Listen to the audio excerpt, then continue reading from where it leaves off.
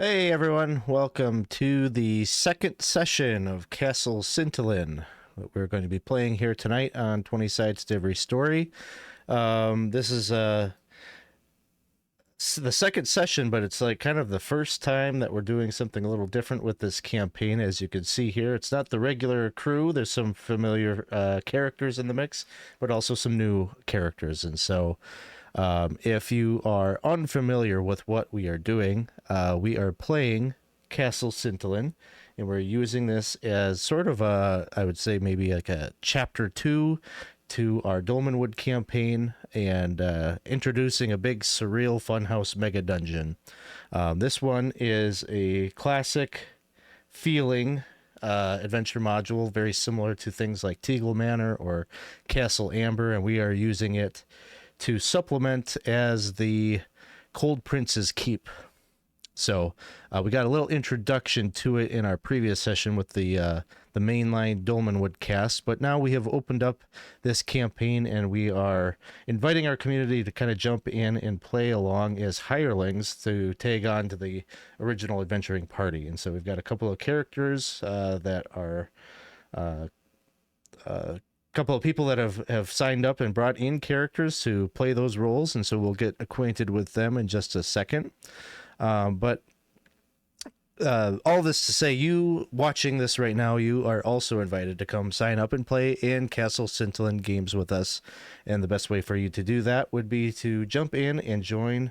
Yes, even you, Roadkiller 87, you could jump in and sign up for a game too. All you have to do is jump into our Discord server, pop in there, and we will have monthly signups where you can come in and play. These games have a pretty predictable schedule. It'll be the first Saturday of each month. Right at this time, 8 p.m. Central is when they will go live and we'll be playing. So take a look, see which ones might work for you. You don't have to play in every single one. Just hop into a game, and it's very much just kind of like that hop in, hop out kind of gameplay.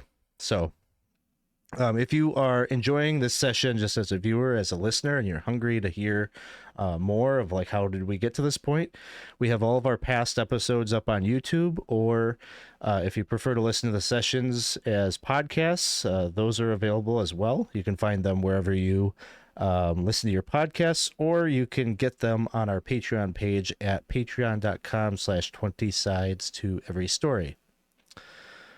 All right, that is all the preamble to the game that we're going to do. We're going to get right into things here. And I think before we go any further, I have to introduce where we are, because this is for everybody the first time that they will be in Fort Vulgar, which is sort of going to play the role of the home base for the characters. This is where we're going to start most of our sessions, gearing up, getting your equipment, maybe hiring on hirelings, doing all of that business that you're going to need to do before you set out on an adventure.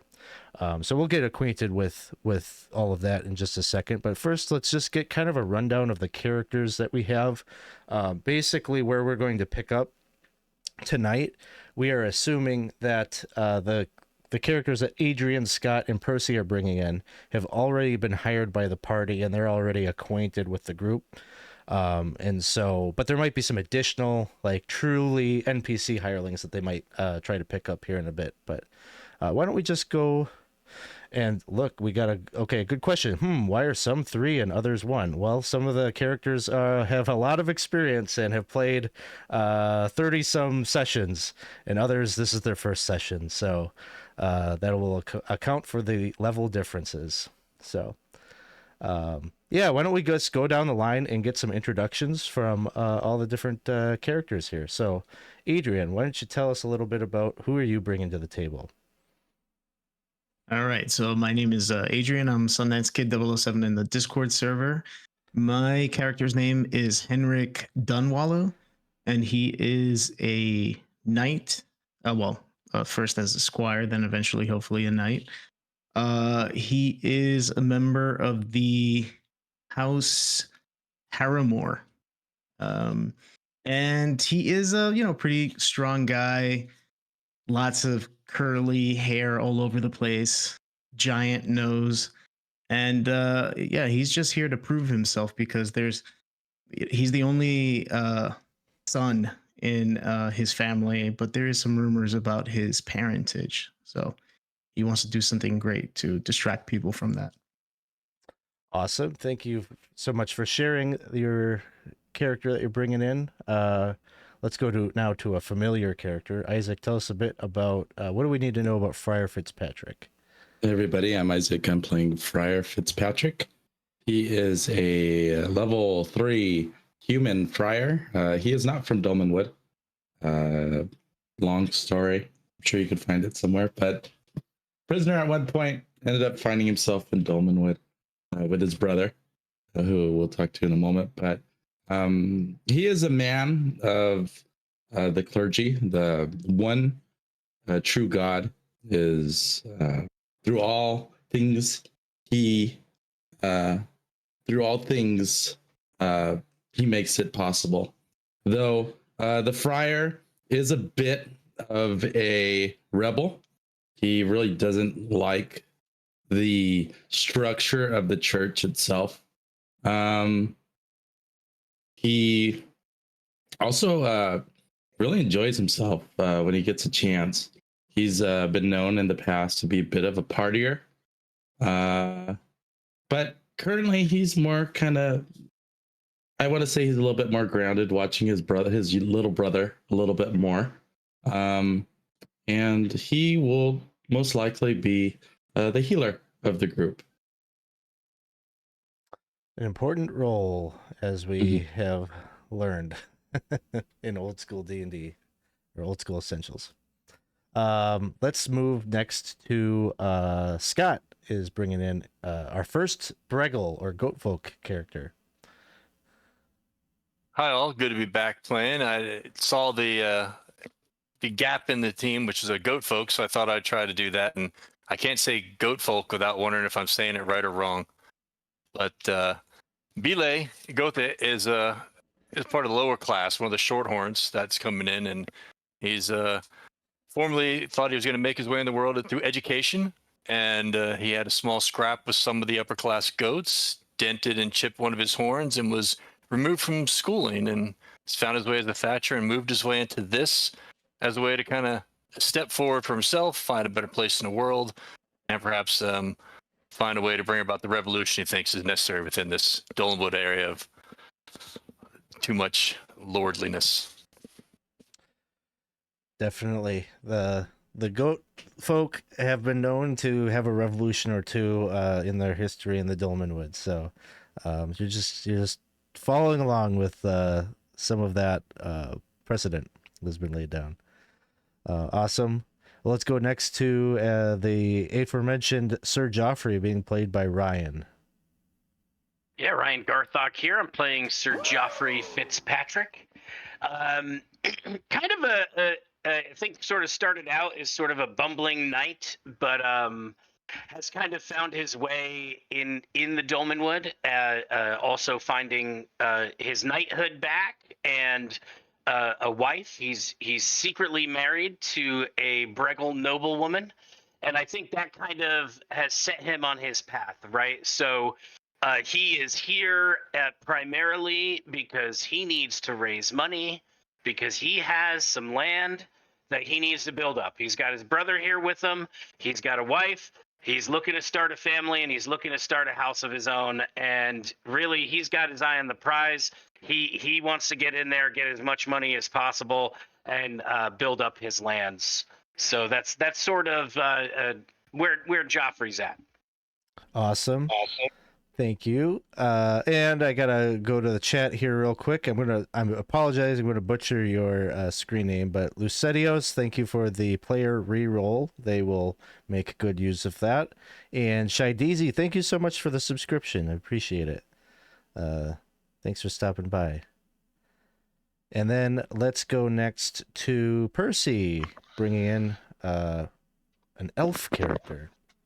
Hi, my name is Percy, and I will be playing Dream of Remembrance. He's a pretty frail-looking elf, and he's honestly pretty shocked that these guys hired him. But he has his reasons for joining the party. which may or may not become apparent to you. Or you might not even remember. Well, they have some experience with elves, and so you probably won't get questioned too much. Just, they're happy to have you on the team. So, where we begin, how did we get to this point? I think it had been kind of mentioned that Friar Fitzpatrick, Sir Geoffrey, and the rest of the characters from the Dolmenwood campaign have come here because they had scried the location of what they believed was the Cold Prince's palace, and you can imagine that they anticipated there'd be all sorts of antiquities, magic items, wealth at that place, and that was their driving force for coming and finding it. And now that they have experienced it, they have indeed gone in and stepped in through the front door of the castle, but realized that it goes by other names, apparently. What they thought was Horblight Keep. They had met an individual that claimed that his family lived and owned the castle that they called Castle Xyntillan. And they went with this individual who seemed a little bit of a wanderer who had spent some time maybe in the land of Fae and maybe was a little out of the timeline that he formerly should be in and was a few hundred years off the mark, having spent so much time in the land of Fairy. But nonetheless, they went together and they stepped in the front door. And they realized there's something pretty weird about that place. And there was a specter that had the appearance of a butler. And there was a little bit of a, we've already talked a little bit about class divisions. There was definitely like a bourgeois proletariat thing going on there with the hired help being very antagonistic with the individual that they were escorting, who was of nobility. And so that poor fellow, who went by the name of last name Malevol, he said that his name was Gilbert Malevol, and that the Malevols were a wealthy family that were a part of the privileged class under the kingdom of Brackenwold. But nobody has heard of that royal line, so that was new to the characters. Since then, the group decided that they probably needed some assistance, and so they have come down from the castle and made their way to Fort Vulgar, which is maybe less than 6 miles away from the castle on the northern shores of Lake Longmere. And in that time, they have been here. They have hired some of the crew here, and are gearing up and getting ready for another expedition to the castle. Let's see. Thank you so much. We got another player reroll coming in, so thank you so much. And so, I guess a few things that you have heard about Fort Vulgar in the time that you've been here, and this applies to everybody. You know that this location is ruled by Sir Osric the Gaunt, who is a vassal of the Duke of Brackenwold. Fort Vulgar is basically a crumbling old castle that is located here, made up of great old stone. Its towers provide a high vantage point over both Lake Longmere and the Dolmenwood to the north. And it is situated here basically to be a lookout, provide some safety, some security, not just for boats that make their way across the lake to the docks here and then send goods out into the world from this location, but also to keep an eye on the forest to the north. And you have heard the word Naglord probably here more than you've heard anywhere else in the Dolmenwood. The Naglord is this kind of boogeyman figure, a folk story to some, that it is this dark presence in the woods that is almost alien and unimaginable what it is, but has the ability to corrupt. And our characters here, Friar Fitzpatrick and Sir Geoffrey, could tell their own stories of their encounters with things that might be attributable to the Naglord. So that is why this place exists. You have also heard in the time that you have been here that all boats have been barred from leaving Fort Vulgar, and no boats have been allowed to enter. There have been reports of cockerel-like wailings and strange sightings on the lake. And has been a lot of fear that the lake monster named Big Chook has been awakened. And it seems that the people here in Fort Vulgar are very familiar with whatever the story is of the lake monster. And so right now it's a little dangerous out there. So they're not allowing travel currently by boat.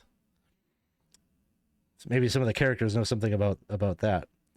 Greatly overblown. Oh man, now you guys are getting loaded up on rerolls here. Thank you so much. So yes, all the players you got one reroll in the reserve tank here. So thank you so much for the help. They'll need it. There's going to be an expectation of bad things coming. That's what I'm reading from that. Yes. So you all have likely met and have been in some ways probably been accessed lodging. Now that I've told you what the name of the monster is, you'll further understand how ingrained that creature must be in the history or the culture here, because the inn that you're staying at is called Chook's Knob. It's an old wooden warehouse building with a tarred roof. It looks like it was probably used to store goods that came in from the lake before they could be loaded up on wagons and things like that, but now has been converted to be this inn/tavern. And there's a big green scaly tentacle sign, or the sign that looks like a green scaly tentacle that is nailed outside, and bears the name of the inn in purple paint. All of the tables in here are barrels with a slab of wood on top of them. This is very much a kind of, poor but like working class type of inn/tavern. But maybe before we bring our focus to what's happening here in the inn, I know Friar Fitzpatrick, you had want of going and checking out the local church. Yes. And so you'll see it on the map here. It is sits on top of a small hill. At its backside, there is a small graveyard, but this is the Chapel of St. Dugan. Tall, narrow church made of vertical wooden posts with a sloping slate roof. And as you entered into the interior of the chapel, it would be pretty vacant, but its pews would be lined up before a monolithic altar of black stone towards the back, where you would encounter a bald, chubby human, maybe in his late 40s, dull brown eyes, hiding behind tiny spectacles. And the man in his brownish robes would look up to you and with very slow, methodical movements approach you, give a sign to the one true God, and say, Friar, you are most welcome here. I do not see many men of the cloth this far away from civilization. Pray tell, What brings you so far from home? Well, hello. I am Father Fitzpatrick. As far as what brings us here, uh, mostly my idiot brother. But besides that, we are here to take a look at that castle. We've actually been there before. Counted a bit of undead. I've come here to inquire what you know about the place, as we intend to go in further. He just like looks at you with a kind of grave concern. As soon as you mention the castle, his face turns very sullen. And he says, "What I can tell you of that place, my friend, is that you must stay far, far away from it. I understand you may believe that you had a calling, that you need to go there and cleanse it, but believe me, it has been tried before. And none that have gone. No, my predecessor went some 10 years ago. Father Schladoing. He led an expedition to cleanse the castle, never returned. He was even accompanied by a member of the family. A friar, much like yourself. He has never been seen again." It is quite odd in there, and I do take your words of warning to heart. Believe me, but unfortunately, I still look to go there. We do. I do. It's a place of need. And yes, it does need to be cleansed. My friend, do you happen to have, well, a shrine nearby that I may pray to? Yes. And he would point you to, there's like behind the altar, like flanking the altar, there are two doors that lead to a separate chamber where the shrine is, and he would point you to there. He said, "You're welcome to come and pray at the shrine of Saint Dugan." Ah, Saint Dugan. Of course, it would be wise to give a prayer and get a blessing for Saint Dugan, that he might protect you from the night, as night never leaves that place. It is undeath. That family is entirely cursed. You will need his protection going forward. Yes. And he will say, "Oh, one last thing." And he looks around. Is the church, is it pretty well? Is it, I mean, well to do enough? He's looking if it's ornate or not. It is, it's not in disrepair. It's just old and maybe a little bit weathered, but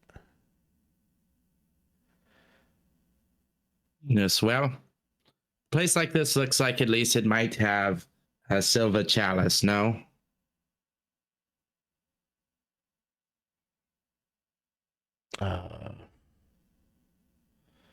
I'm looking for some holy water, friend.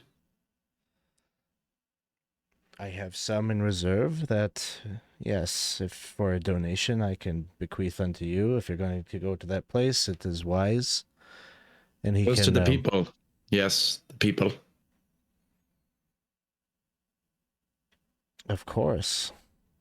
I wish more of the people came and sought out the words of the one true God, but Sometimes we have to go to them, my friend.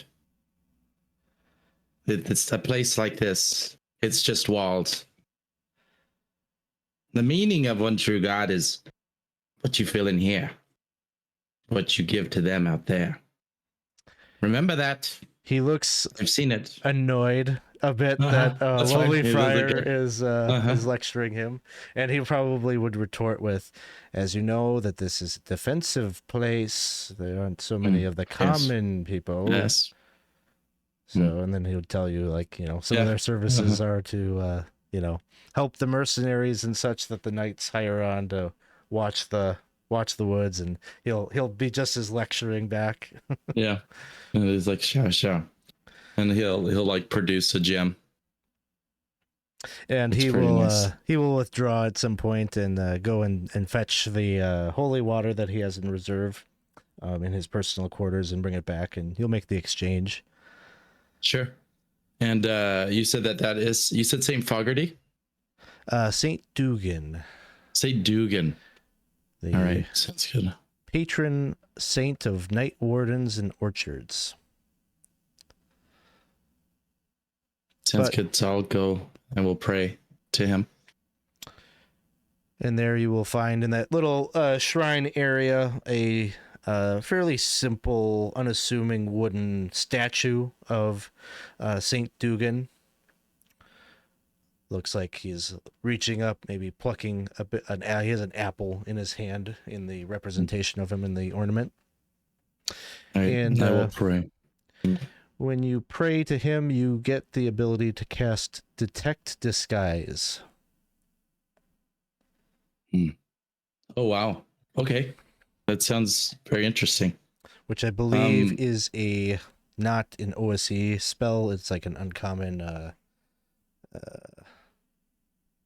Dolmenwood specific spell. Sure. Let me just give you a quick description. Informs the caster whether the selected target is disguised by mundane means. For example, by Sounds good. makeup, clothing, wigs, etc. Okay. I will still pray to the saint. I will ask them to watch over myself, my brother, and even more so, these poor souls that have accepted our call to go into this godforsaken place. All Our right. hirelings. Sounds good. So then I think we can fast forward maybe to the tavern, and you are all together, and it is the night of the 4th of Abthryme, which is autumn, and you are all congregated together around one of those tables, if you can call it that, and you are noticing that it is very cramped and crowded in here. A lot of disgruntled sailors and such that are unable to get their boats to leave or get their cargo where they need to, and so there's a bit of restlessness about. And you are the ale is flowing, and actually it is not an ale that they drink here. It is a beverage called Crabble, which is like probably the most sour cider imaginable. It is probably a bit of a bar game to attempt to drink it without making a face, how sour it is. But it gets the job done, and it's cheap. So there is a barmaid who is circulating around the tavern nonstop, filling up glasses and goblets of this. Sir Geoffrey, you wanted to attempt to see if you can pick up some hirelings potentially. Yeah. Mm-hmm. Figure we could use as many bodies as possible. All right. The first thing I'm going to have you do is roll me a charisma check. Just try to roll meet or lower than your charisma score. Okay. Good. My charisma's high. I rolled a 9. My charisma's a 17. Okay. So you definitely have been circulating some offers around, and there are a number of what would be like caravan guards that are currently without work that are looking to, try to find a way. They don't know how long that this restriction on travel is going to last, and so a couple of people are interested in maybe hiring up with you for a few days, and don't seem well. They're probably all a little trepidatious about going to the castle, but for the right price, maybe they would go. And so there's a total of 5 individuals that you are able to make some offers to. And what did you say your charisma score is? It is 17.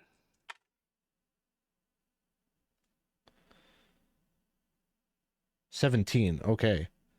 Yeah. So yes, all 5 of them are interested. Okay. And they, in terms of the price, there are 2 of them are a little under equipped, maybe, or lighter equipped. 2 of them that have leather armor, spear, and a shield. You can hire them on for 3 gold pieces a day. And then there's some heavier armed ones, 3 that have chainmail. They're better equipped, and so they ask for a higher wage. Long sword, shield. They cost 5 gold pieces a day. Okay. Alex, are we with them at the table while this is happening? Yes.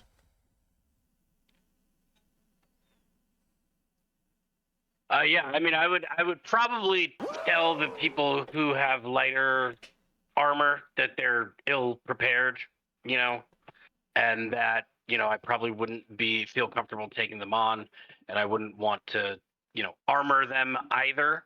So I will probably continue to talk to the people who seem the most ready to fight, who are the 5 gold piece a day. It was 2 of them, you said? There are 3 of those. 3 of those? Yeah, I think I can certainly afford that for now. So I think I would probably be interested in taking all 3 on. And they would expect a half share of treasure. Half share. Yeah. I mean that's normal, right? That's a standard, yeah. Yeah. Now we don't want to whittle down the shares too much, and I guess I would confer with my brother to just say, like, do you think 3 is too many? Should we take on 2? Should we just take on the 1? They have long swords. They've got chainmail. These are fighters. This is what I'm seeing as the people I am leading into the front line. If we bring all 3. Brother, it makes me happy that you care for them. I will leave it to your judgment, as we are here because of you. And it falls on you, any of these deaths. Oh, gosh, okay. Just staring at you, kind of like. Harsh. But sure, whatever. Give me a crab apple or whatever they call it too, please, while you're there. Near to the bar. Yeah, can you not make a face? Okay, I'll get you.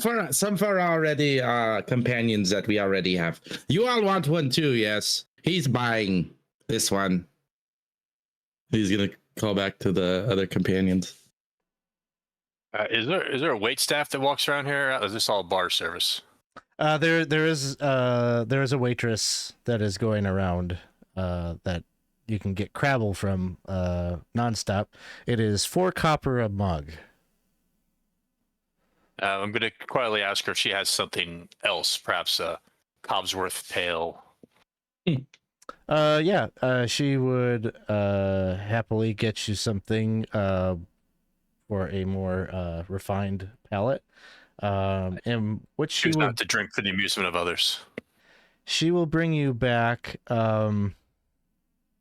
probably something that Henrick might notice from, I think he's from maybe Prigwort, or has at least spent some time at Prigwort, which is very much known as a kind of brewer's town. All of the most famous brewmasters in Dolmenwood live in Prigwort. And so the waitress will bring you back a mug of Prigwort triple, which is, and she'll ask you for 3 silver pieces. Oh, that is excellent. It is quite worth it. But then Henrik will pull out a little wine skin and just show it to everybody. Anybody want a little?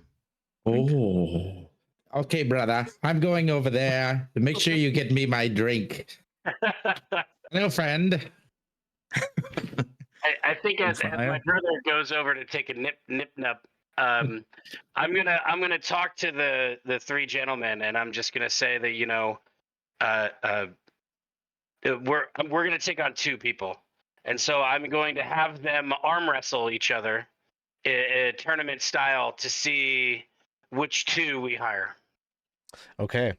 So they all put their everything into it. They very much want this job.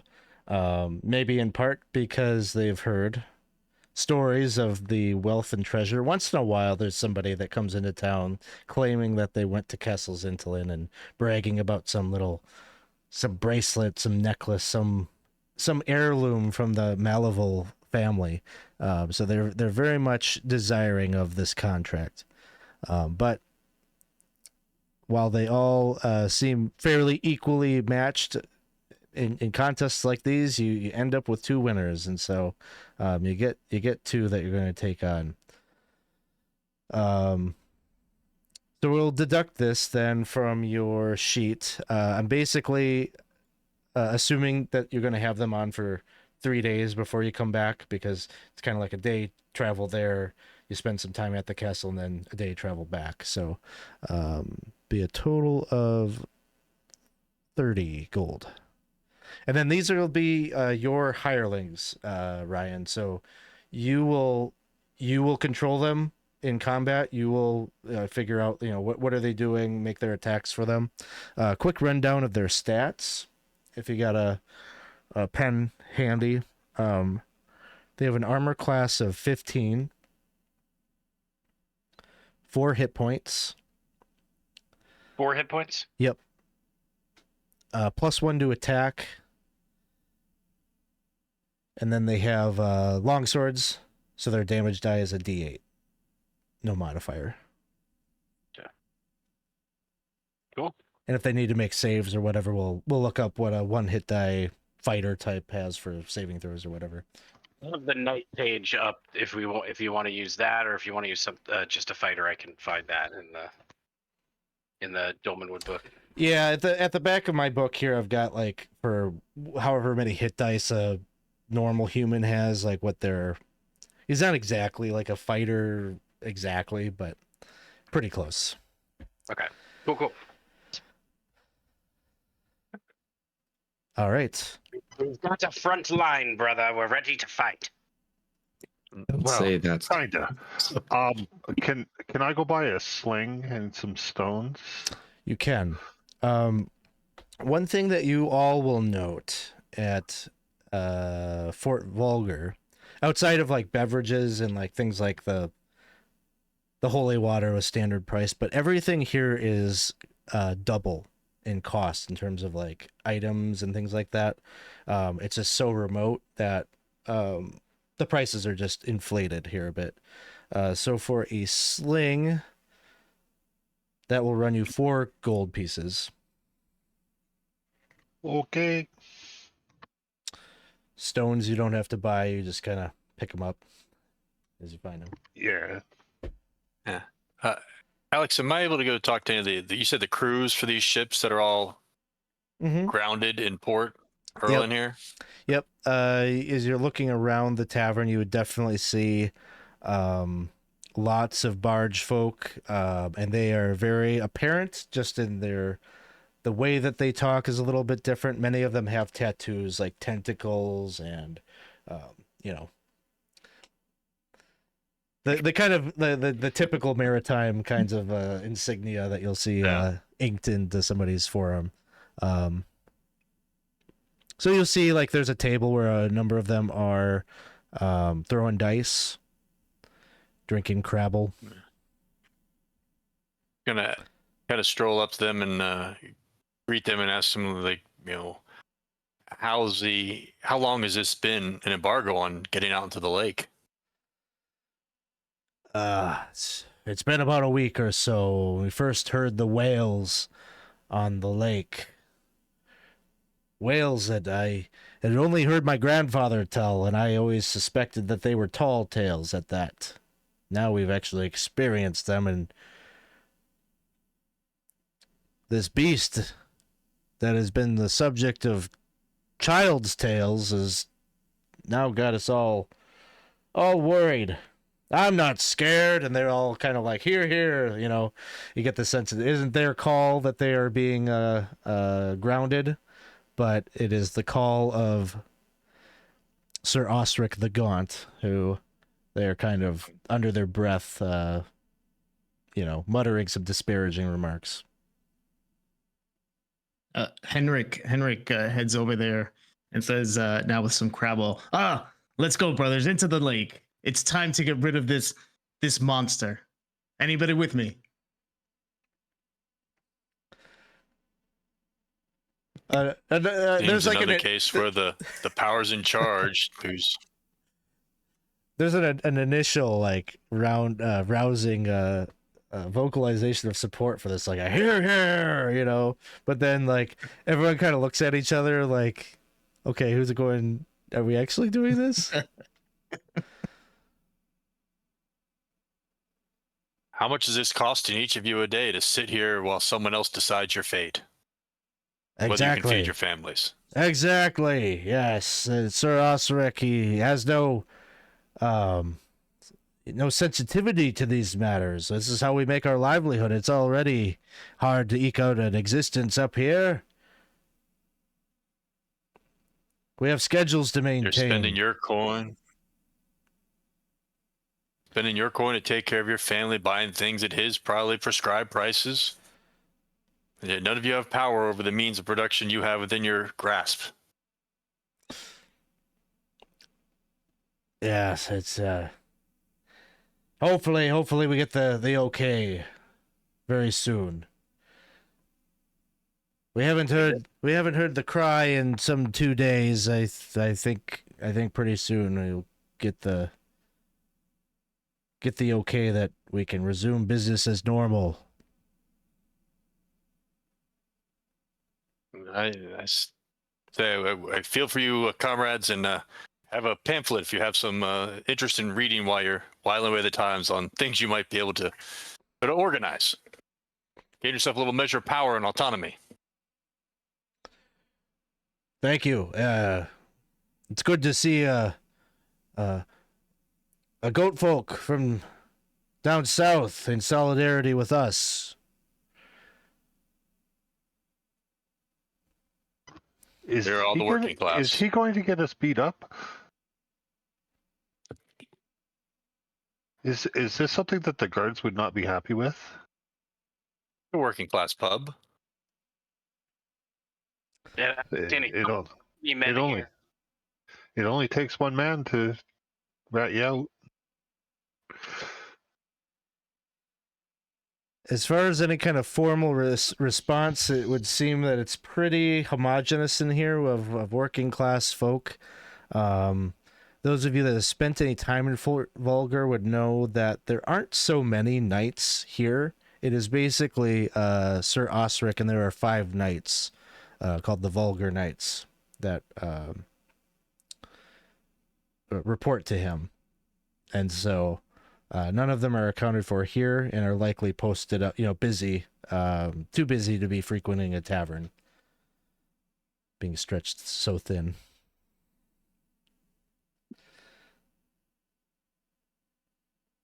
All I right. go back to my table. I've fomented as much revolution as I choose. I wouldn't worry about the lake. I'm sure it'll be fine. Yeah. Anyone? Do you have a bit more of that little chest wine? Oh, yes, of course. We're was not really good. fans of the crapple, I guess. And No, not I our still want that. No, I want that. I'm waiting on it. Well, here you go, Sir Geoffrey, for you as well. Ah, I'll take a nip now.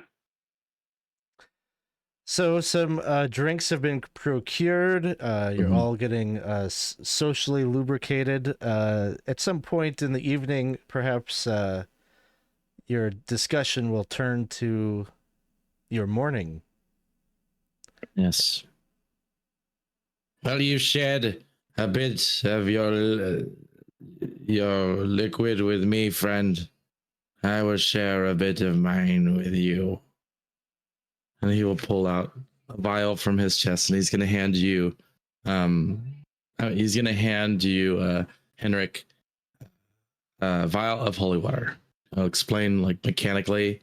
An hour, you're able to damage incorporeal undead things like ghosts and stuff with it.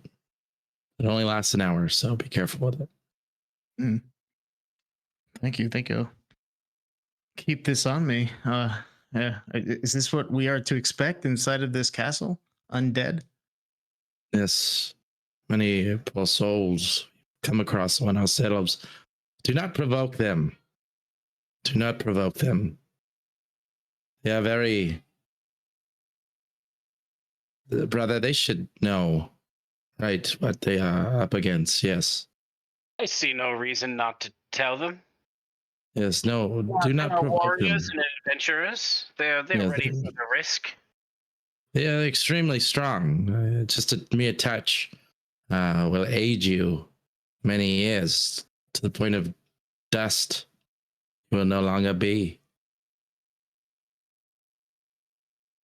My friend, my elf friend, you are okay. You are still up for the challenge, yes? I believe elves live a long time. If I gained a few years, it would be fine. Sure. Look at him. He's the healthiest elf I've ever seen in my life. Yes. I do not plan on getting close to these things if I can help it. I No, don't think anyone. I as well. No. But my friends, I am just letting you know, you will not see me on the front line. Will almost always be... My brother takes care of that stuff. I'm here for moral support, of course. And you, my Breggle friend, Beelaay, where are you standing? From what I see, about 4'2". I was a scholar before I went into this line of work, and I've learned well to throw the spear and I don't see being right up in the front as my best place, but I can if I need to. These horns weren't given to me for just simply wearing down. That table that you were talking to earlier, Beelaay, the big burly guy that kind of seemed like maybe he was, maybe the captain of that crew that was chucking dice. He hollers over. He's like, "You, come over here." What can I do for you, comrade? Yo, it is it's customary, we're going to add some ink to the boys, and you don't have any. That is quite true. Ink doesn't usually do well on my fur. It's okay. I've dealt with goat folk before. Just shave off a bit. And what are we inking? What is our solidarity that we are joining here today? The tentacle, it is tradition. And we are all going to do this as equals? Of course. I can tell Then you I'll join you, brothers. kindred spirit. You speak of our hardships. You belong with us. I will step forward and stand next to you. And there's I don't have any sleeves on because it's a sleeveless doublet, but I indicate, my preference would be somewhere on my forearm. there is a short-horned woman with ginger fur that you saw like behind the bar, and so you get the sense that she might be the proprietor of the place, but she's got like a razor in hand, and she hands it to the gentleman, and she kind of gives you like a wink a little bit and steps aside, and he starts to kind of shave a little bald patch on your arm. And he's got all the supplies there, the ink and everything. And I say, do we have a drink for fortitude? Of course. And A toast. The short-horned woman goes and grabs a pitcher, and she pours, Crabble for everybody, and they all raise a glass. They say, "What was your name again, friend?" Beelaay. To Beelaay. He's one of us. Drink up, boys.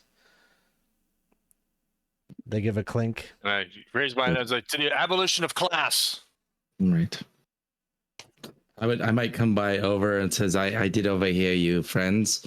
And just so you know, if you do find yourself short on luck or coin, be sure to visit the church here. They have just come into a bit of alms, and I'm sure they will be happy to help with a coin for food and such your way. Hey, thank you, Father. And the big burly guy puts big arm around you and kind of gives you a squeeze. And he's just alcohol breath, Oh, yeah. It doesn't bother him. It's big belch. It's like being at home. Come play some dice with us. Not me, and I don't have any place on my body for a tattoo as well, so it's fine. But yes, you have fun.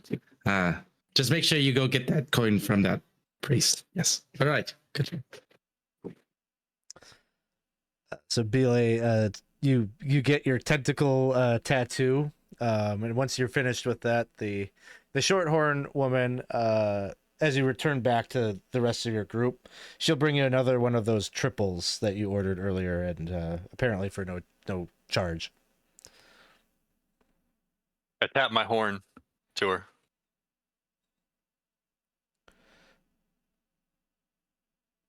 And she probably, when she returns to the table and gives you the drink, she will show you that she has one of the tattoos as well, coiled around her arm, out of sight from her barmaid outfit, but she rolls up the sleeve just a bit so you can see it. Okay. I ask her, is this something I should also conceal, or how is this received within the town? Oh, you will be very respected within the town. It is a tradition. It is a Fort Vulgar tradition. So wear mine with pride. Wear it with pride. You have been accepted in. You will get the best jobs with that. It is a mark of camaraderie and of being accepted as part of the dock workers. I appreciate the respect and honor that comes with being seen as vulgar.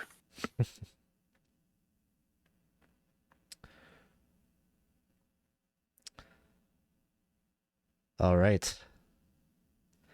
Other discussions that you wish to have here this evening before we fade to black and go to morning? Still is a setup of question. What is our expectation for the morrow?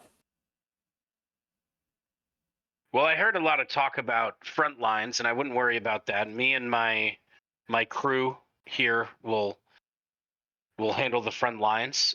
You're welcome to join us up there, and I'll kind of look at Henrick since he's a knight as well. And but I'll say, really what we need from you guys is we're going to need your minds, right? We're going to need your strategies. We're going to be coming up against, the undead. We're going to be coming up against things that just merely hitting them may or may not take them out. So I just urge you all to, don't worry about the front lines. We'll take care of that, but strategize, try to help us think our way through this, because I can tell you thinking is not my strong point. Yeah. Yeah. Yeah.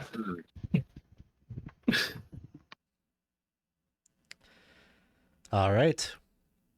Well, you have accommodations here in the common room that you'll all be able to take your rest for the evening.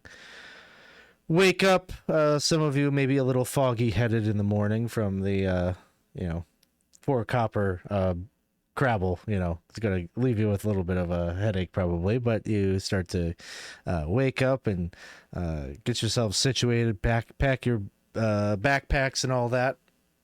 And as you head out of the tavern, it is an icy cold day. As you look out over Lake Longmere, there is a little bit of a haze and snowfall.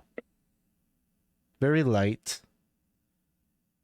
Not a heavy accumulation, but just very gentle flakes of snow that start to kind of touch upon the windows and the rooftops, melting rather quickly as it hits surfaces, but nonetheless a little bit of an unseasonable fall day. It's early fall.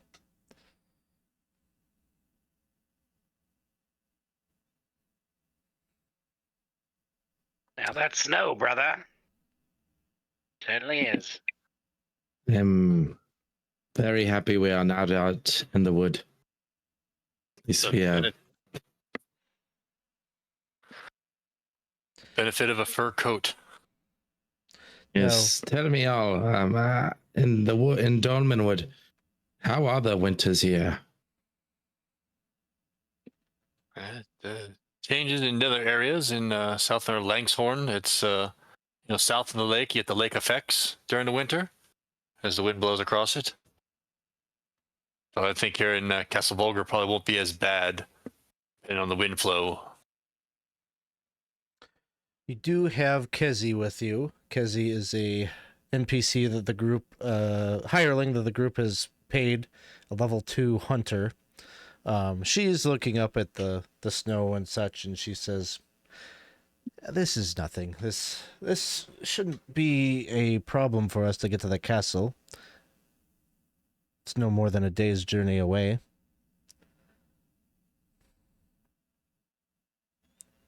Well, we better get on it before a larger storm comes in. All right. So you head out into the wilderness. I'm going to say that there's no chance of losing direction just because you have the lake here to be sort of your landmark, and you know that the castle is right on the lake. So it's not going to be much of a problem there. I guess there's a chance of a wandering encounter, so I got to do this. Now, on the map here, is that the castle that we see there on the map, or do we have to leave the town? And is this a day's journey to there, or is that a whole different? Is that like in town, that little thing we saw there? So let's see. You can't see on here.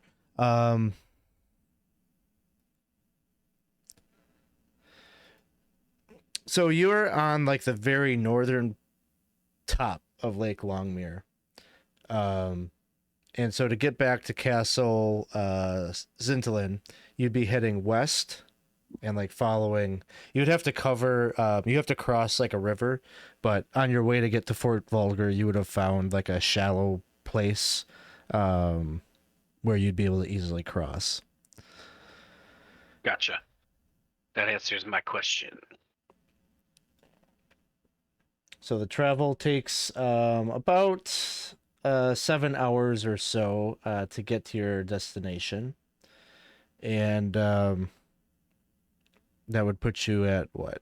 Probably about like 4 p.m. by the time that you're getting there. So it's still plenty daylight and everything like that. Is there any I don't know. I guess tell me a little bit about, is your plan to head into the castle yet in the evening, make camp in the woods, stay overnight, then go into the castle in the morning? What are you kind of thinking about in terms of your approach? I don't know. What do you guys think? If we get there at 4, that would kind of give us a little bit of time. We could get into it and camp indoors in the castle. If it's cold enough weather, I think the idea of going inside the castle would be much better for the overnight. That's sort of my thought. And you have already been inside the castle, correct? Not very far. But there's overhead shelter? That there is. Yeah. Oh. I look up and I go, well, then I think that's better. All right. So if that is the consensus, there is a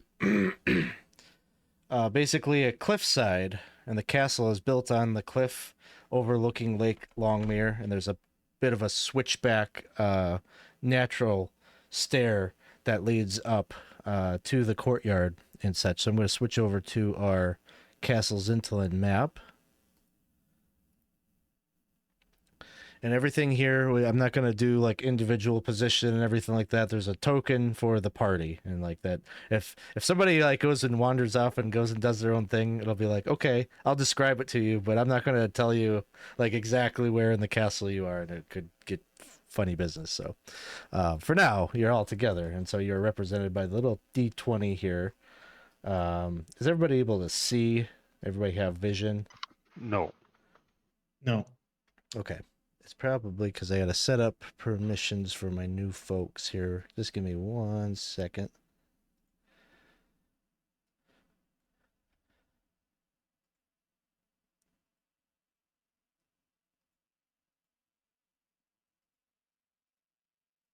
Sir Geoffrey, do you think it's really safe to stay inside of this castle overnight? I mean, after what Friar Fitzpatrick said about ghosts. You to see Friar like kind of just shaking his head behind his brother, like as you even ask him that, he's just shaking his head. Well, then why don't you speak up, brother? When I'm just throwing out ideas. We all know that I am not the brightest man, but my intentions are good. But if you don't think it's a good idea, speak out. I'm.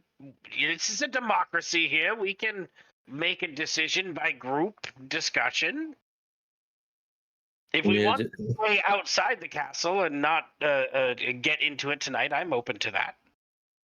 Well, I would say maybe let's look for a spot quickly for a fallback position. How about that, friend and brother? Yes. And if it's not cozy for you all in there, maybe the cackling statues might keep us awake at night, brother. No. I just thought if we got past that I am thinking that we have a big party here. We could get in, and you know, we might not want to backtrack. That was my only thought. But I'm like I said, why don't we look for a place? If we have to fall back to, we can fall back to outside. But we will at least stick our head in and look around this evening. No. Absolutely. Friar, do the undead keep to our sleep schedule? Oh, I'm not sure they do sleep, friend. Then any time we come in would be the same time. Yes, but my worry isn't going in. It's being able to walk back out is. Either way, all I'm saying, how about this? You see, this is a very nice path here. If we get separated, right? Or we all decide we need to scurry and run away, we meet right in this point that we're standing now. Is that fair enough for all of you? Right here in front of the bridge where these rocks have fallen, right here. Yes. And just a quick recap of what it is that you do see. There is a bridge that covers sort of a gully or a trench that has been placed there right in front of the walls of the castle, in front of the gatehouse. There are still 2 towers that would have flanked the gatehouse that are reasonably still standing, but the gatehouse itself on the other side of this bridge is completely dilapidated. You cannot see any sense of like an archway or anything. The entire thing has broken down and is just a heap of rubble that obscures your view of the inner courtyard there. Over the gatehouse, you could see the high towers of Castle Xyntillan. Its peaks, its gargoyles, its architecture is all of a fairly almost haunting characteristic.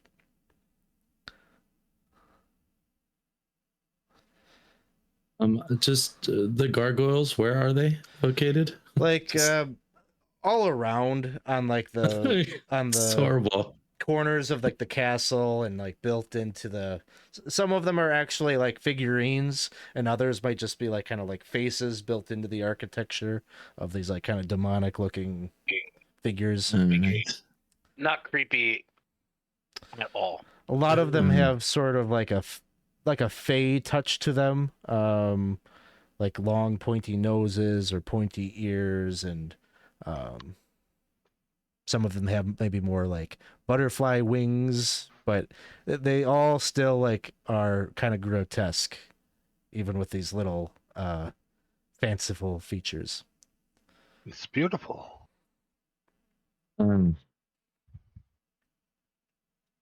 You say that, but we've seen some of these stones, if not come to life, at least move. You're still alive? Brother, did you not tell them that we did lose someone the first time we came in? Did we not mention that to you all? I thought you told. No.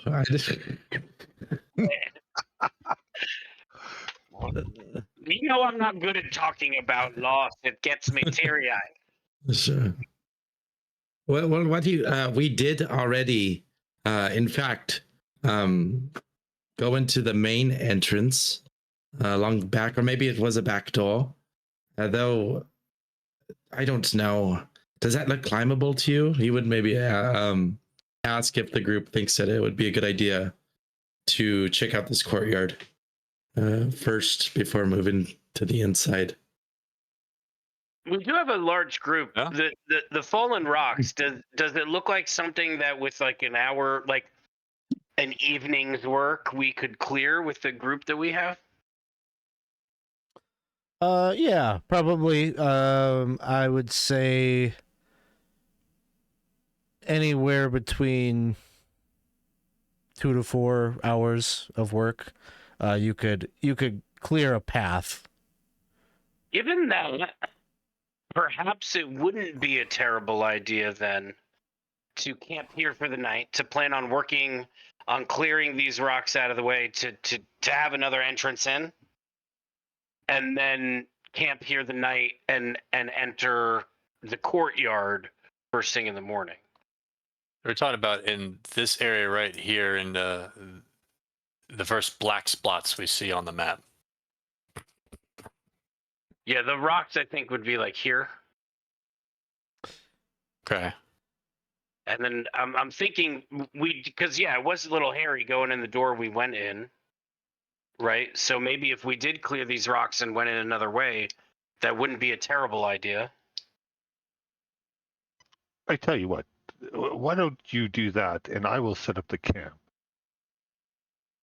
while you guys are doing that. You're getting paid. Why don't we watch? Why don't we set up the camp while you go do that?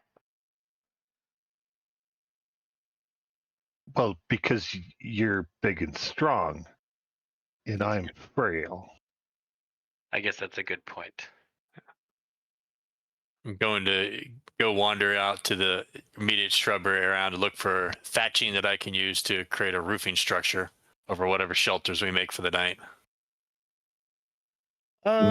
There probably aren't like huge prominent like trees or anything like that. There's some tall grass that you will find and some kind of thorny bushes. You might be able to make something of that, but rather unpleasant to pick through and hack through with your hands. But could be I'd done. use a little hand axe, try and get it up. Sure. Brother, everyone is looking to do the camp, and no one is looking to move the rocks. I will Brother. move the rocks. I will help. Well, Ah, I mean, look. If this is again, if we don't want to do that, we don't have to do it. We can just go in the other way. you will do it. I will move the rocks as well. I am an old man after all. And he will kind of say it loud enough. He's not that old, but he's gonna go and move and help move the rocks for now. So we got Friar Fitzpatrick and Sir Geoffrey and Henrick, as well. I would think the two hirelings, and I would say Kezi probably is going to lend a hand to clearing these rocks as well. So the six of you move forward. Beelaay, you're somewhere like maybe to the north here of the bridge, kind of like hacking through with your hatchet, kind of cutting some things from this thicket for your purpose, and Remembrance, you're maybe collecting some, laying out the bedrolls and collecting some firewood and such. As the group heads across the bridge and starts like moving rocks, there are some ravens that kind of disperse that were kind of collected there. They fly up and disperse out of the way.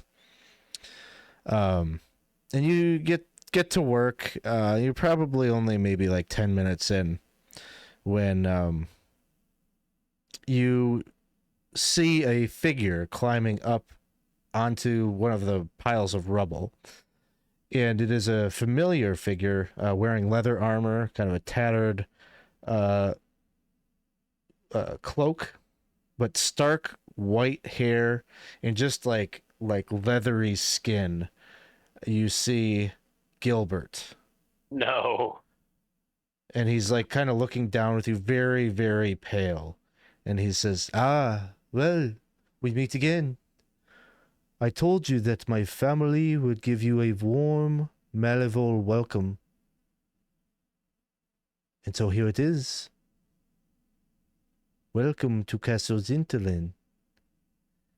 And as he smiles, each of you feels a hand grab onto your foot or reach up out of the rubble and grab an arm as these 6 zombies, these corpses that were underneath the rubble, pull themselves up and erect themselves up and out of the rubble. And you could just feel the superhuman strength as they grip onto you. And we're going to go ahead and roll initiative. We'll say Beelaay and Remembrance, like you're in the vicinity, you're just not in melee range. And this is all going to be, theater of the mind. And so just as a little bit of a refresher, if it's been a while or if you've never played OSE, if you don't know how the initiative works, basically we do turn-based, like team-based initiative. So I'm going to say, I think it works best if Sir Geoffrey, you'll be my caller. So you'll roll a d6, I'll roll a d6, and we see which side goes first. I would like to cast. And that's the other thing that bears mentioning is there are 2 circumstances where you have to call what you want to do before the initiative roll gets rolled. That would be like to use a spell or Remembrance, any of your runes kind of count in that same category. Those things have to be called that you're going to use something before the roll. The other type of thing that you have to declare beforehand is if you're in melee and you want to move out of melee and do a withdrawal, that has to be called before the roll. It's the only type of movement that has to be called before. You can do other types of movement, but if you're in melee with something that's threatening you, you have to call it before the roll. So, other than the Friar's spell, anything else that needs to be called before this happens? No, I don't think so. All right, here we go. And thank you, Dirty Dwarf, for the DM reroll. I didn't acknowledge that, but I appreciate it. And I wonder, should I use it now? But I rolled We need a 1. this initiative. We need this initiative. Definitely beat you because I already rolled a 6. So All right. So the group is up first. And so the first thing I call for is I will ask everybody if they want to move. After we have verified all of that, we will call for, does anybody want to do a ranged attack? I will do a ranged attack. And can I move a little bit forward? Like not in melee range, but... Sure. I just want to explain the order here real quick. Oh, okay. So we do the movement first. We'll go through everybody. We do the ranged next, get everybody. Then we do melee. And then we end with any spell casting or other like non-combat kinds of things that people are doing. So from my position, I would be in ranged distance unless I ran in. yeah, and I'm going to say, let's see. I will say that you are 120 feet away. Okay. And we'll just run with that for remembrance too, about 120 feet away from the combat. So any movement that anybody wants to do. And I move up 20 feet. Okay, sounds good. I'm going to move up as close as I can get in my movement. What kind of armor are you wearing? Chain? Okay, so you would be 20 feet as well. Awesome. Any ranged attacks that anybody is? Yeah, I'll throw a bolt at him, or a stone.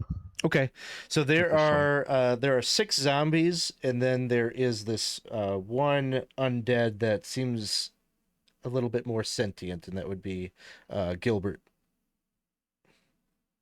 And he's further away, right? You said he's up on the rocks. Yeah, he's standing on the rubble. I'll throw at the one near the Friar. Okay, sounds good. Do that now. Yes. 10. E10. 10 might hit a zombie. So let's see. I might get +1 for dexterity, right? Yeah, if you what's your dexterity score? 14. 14, so you get a +1. So 11. 11 will hit.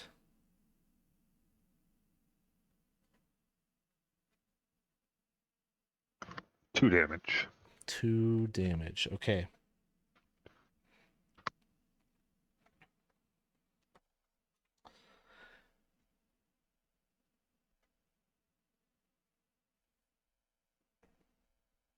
All right. Any other ranged?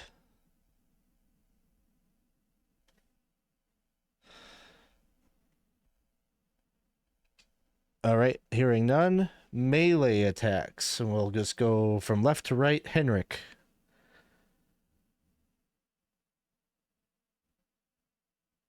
you're muted. All right, I'm gonna hit the zombie that's in front of me. Sounds good. Oof. Now just remember we have 5 rerolls in the pocket, so. Okay, I'll take 1 since we have so many. There you go, 15. 15 will hit.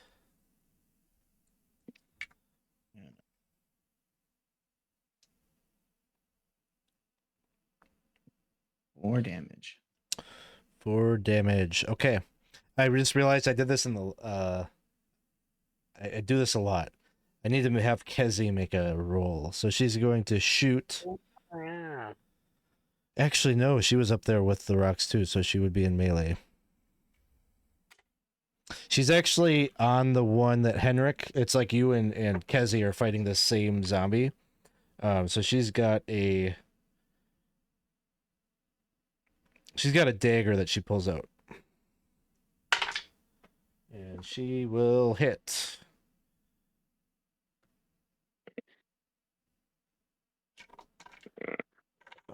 D4. She ends up doing 3 points of damage. This one looks pretty rough. She plunges. You swing with the sword and kind of grab its attention. She kind of runs up back. You can see she's trying to like hit the brain stem, but as it's moving about, it gets it just kind of like right underneath the neck. Shy Deezy, thank you so much for the cheer. 300 bits. Appreciate the support. So that is Kezi. Friar's casting a spell. Beelaay, you were moving up closer. Sir Geoffrey, melee. Oh yeah. Mm-hmm. And also the gentleman's with me. So I am a 14. 14 will hit. All right, so it'll be 6 points of damage from Geoffrey. And yeah, I guess that's a zombie that there's one that's reaching up to grab me. So is Homeboy engaged with Gilbert engaged with anybody, or he's just kind of dictating the attack right now? Yeah, he's not in melee range of everyone, but everybody else has like a zombie apiece on them. So your two hirelings have zombies on them. Okay. That they could attack. Yeah, let's do that. So they're +1 to attack. The first one is critical failure. Second one is a 6 to hit. That one will miss. Okay, they're not earning their money right now. It's only been 10 seconds. Yeah. I'm a harsh critic. And then Friar Fitzpatrick is going to do the Friar thing. Yes, I am going to pray to Saint Benister.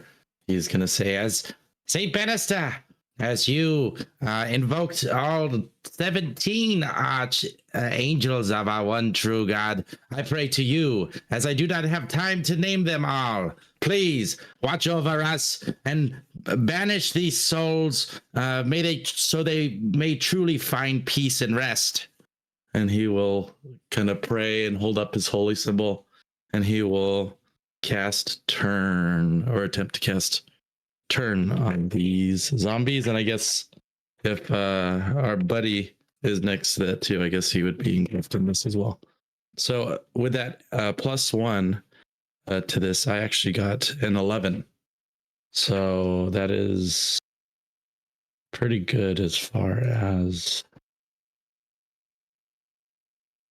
rolls. Alex, would you like me to tell you about as far as like hit points and whatnot? If it's the same as the cleric, I think you've got 2 hit dice are turned, and what is it? 4 hit dice are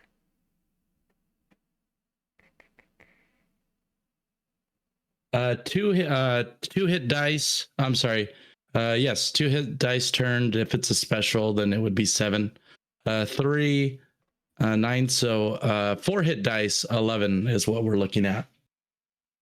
As far as what would be turned, everything else would be automatically turned. So pretty much everything up to 4 hit dice would be turned. I'm gonna either way. While you're checking, I will roll to see how many are actually affected. So that addition, that +1, does that go to the number as well, or does that just go to the turn? For my amulet? I'm going to say it's just for the turn attempt, not how many. Okay, so 7 total. Then 7 total. So there's 7 of creatures. them. You said you rolled an 11, right? Yes. So basically, as you hold up the golden oraculary, and it glimmers with holy light that shines out across all of these undead, you could see them kind of wince and like recoil. Like they're holding their arms up, they release their grip on anybody's arm or leg or whatever, and they start kind of shielding themselves from it. And Gilbert is no different. So when it turns, when it becomes their turn, all of them start like tripping over themselves, and they're fleeing to the other side of this rubble pile into like the courtyard area and moving away, some 40 feet away.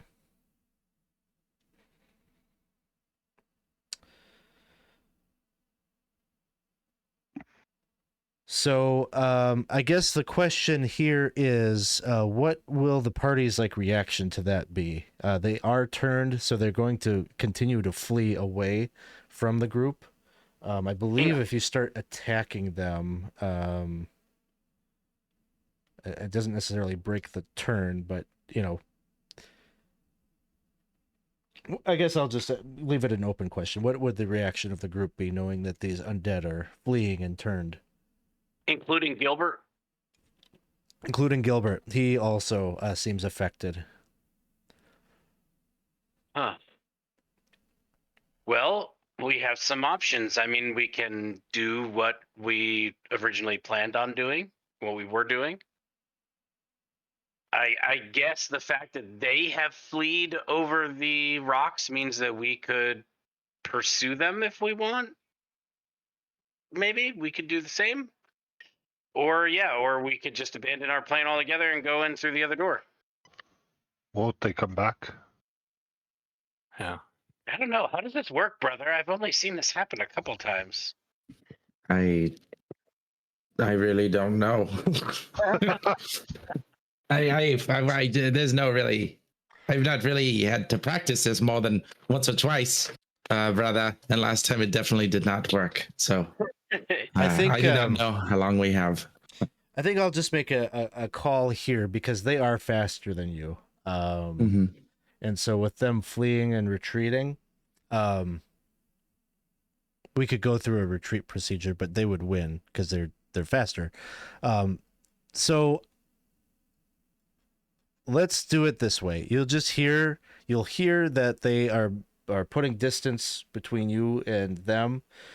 You might take an errant shot or two at them, but you would see to the other side of the courtyard where they flee to some buildings to the south of the courtyard, which seem to be like an old stables and maybe like a tool shed. Like it seems like the purpose of these buildings are not attached to the castle proper. They're more like buildings that are here to maybe tend to this lush garden that you were looking at on the other side. And so they flee into those buildings and open up the doors and go inside them. I guess the question is, do we feel like we need to dispatch with them so that they aren't a continued, issue? And as far as mechanically, what it says is it just says that they will leave the area, if possible, will not harm or make contact with the friar. That's what I got for turning. So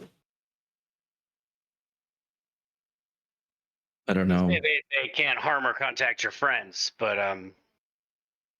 yeah, I don't know. I think while they are frightened and trying to get away from you, it might not be a bad idea to try to corner them and take them out, since we're trying to kind of get into this place. But again, I'm one stupid man. You said it was like a little building off to the side, right? Yeah. So on the south side of, so basically what you see is it's kind of like a building that is right up along the courtyard wall. So they're like simple one story structures that appears to like you see some like they went through a stone door, but adjacent to that door there is a like an overhang, like pull up door that looks wide enough that like livestock and wagons maybe would go in and out of that area. So it leads you to believe there's that probably the immediate building that they went in was a stable at one time. Alex, have those of us that were farther away caught up to the group Yeah. enough to see what's going on? Yeah, you could certainly catch up to the group and take stock of what you see on the other side here. I'll just move the token a little bit so you can get a better view. And so it would be down here. This building is where they went. Yeah, I mean, I think Geoffrey is sort of the mind of while they're scared of us, we might as well try to. They're zombies, right? He seems like they're easy to hit. They're a little squishy, maybe.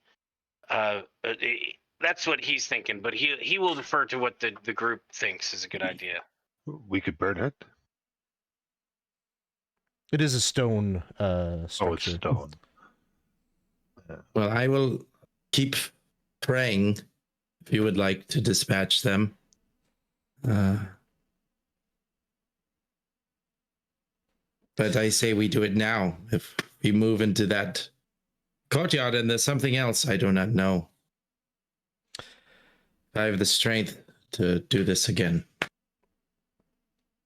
So I think it sounds like the attention is going to turn to the courtyard one way or another. I am going to describe some things that you see, and then I'm going to ask each of you what you are doing in this next 10 minutes, and kind of go from there. So on the other side of the courtyard, you see that from the gatehouse, there is a very, very overgrown path that leads from the gatehouse to large double doors that give entrance to the castle proper. As you're looking around here, it looks like that one time this was probably a very beautiful garden. There is some very unkempt kind of rose bushes that you see all around, but they're unruly at this point and overgrown. And you see a pond upon which there is a gazebo. And the gazebo seems to be giving cover to a stone.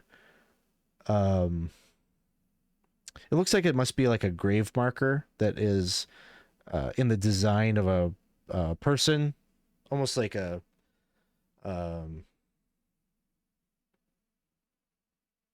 what's the word I'm looking for? Stone sarcophagus, I guess, that is underneath. There appears to be this little patch of gray that you see was at one time maybe a garden. There are still some really in disrepair scarecrows that have totally lost their stuffings, but fragments of fabric that are still hanging on wooden posts there, and some upraised dirt.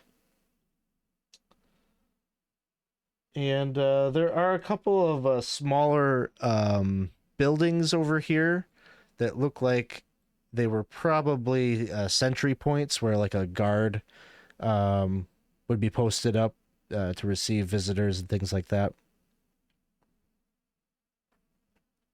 Just really small little like 5 foot, like a little toll booth kind of looking thing.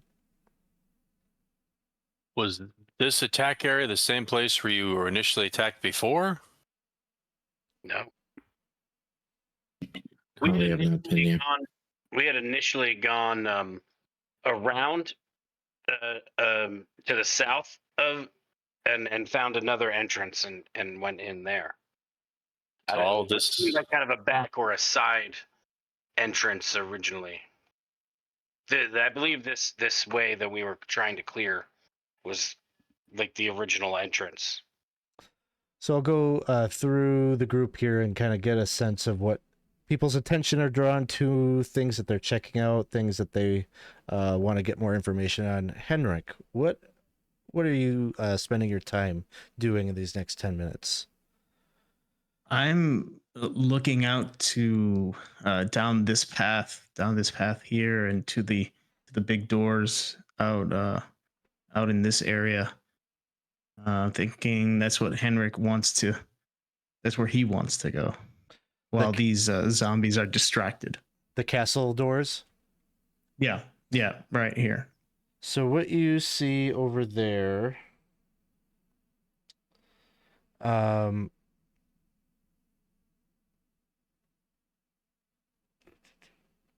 just two wooden, like a dark mahogany wood, and they are double doors that kind of are probably maybe 10 feet tall, like the very ornate, grandiose entrance hall type doors. And you're looking up at the walls, and there's definitely like arrow slits that you see looking out into the courtyard. It gives you a sense that this was a heavily fortified, defended area that looks out on the path. And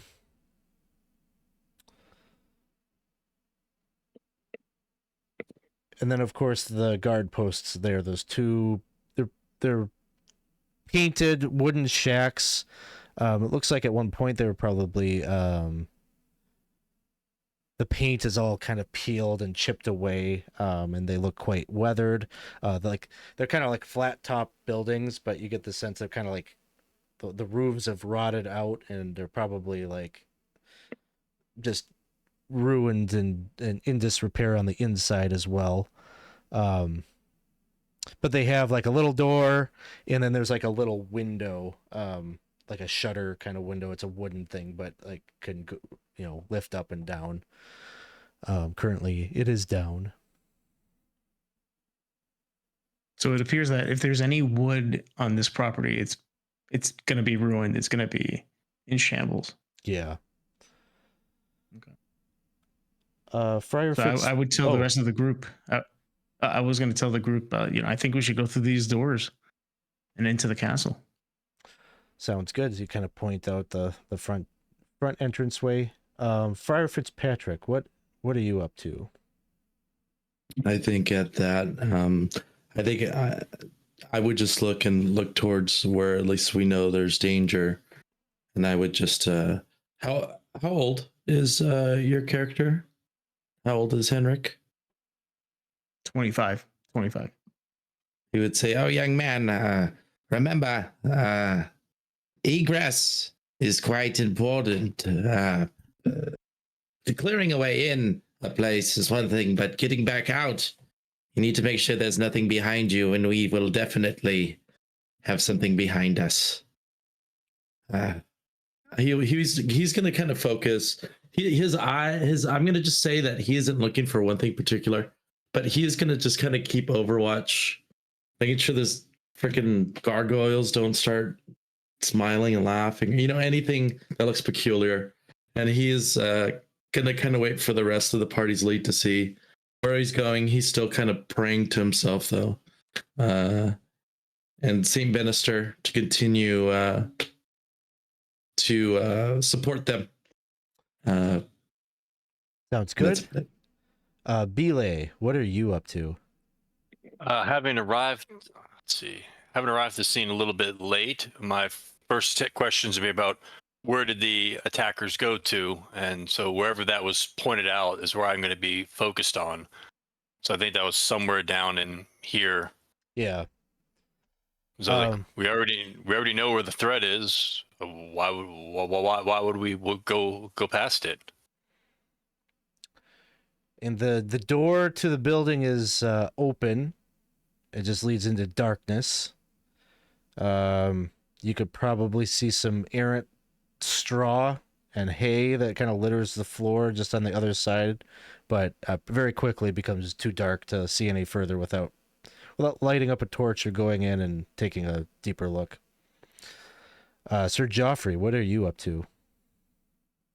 Yeah, I mean, I think Geoffrey's probably with Beelaay checking out that area. That's what he's most interested in. He is interested in going in the doors. That definitely has his attention, as does this sarcophagus thing. But he's most concerned about the zombies. He sees that as pressing, and he is probably, as a matter of fact, he's probably peeked in. You know, if we are all kind of entering the courtyard at this point, he's probably kind of peeking in and trying to get stock and trying to plan with with Beelaay how they're gonna do this. You know. Sounds good. Sounds good. And Remembrance. I'm with Henrick. I believe that's probably where the princess would be.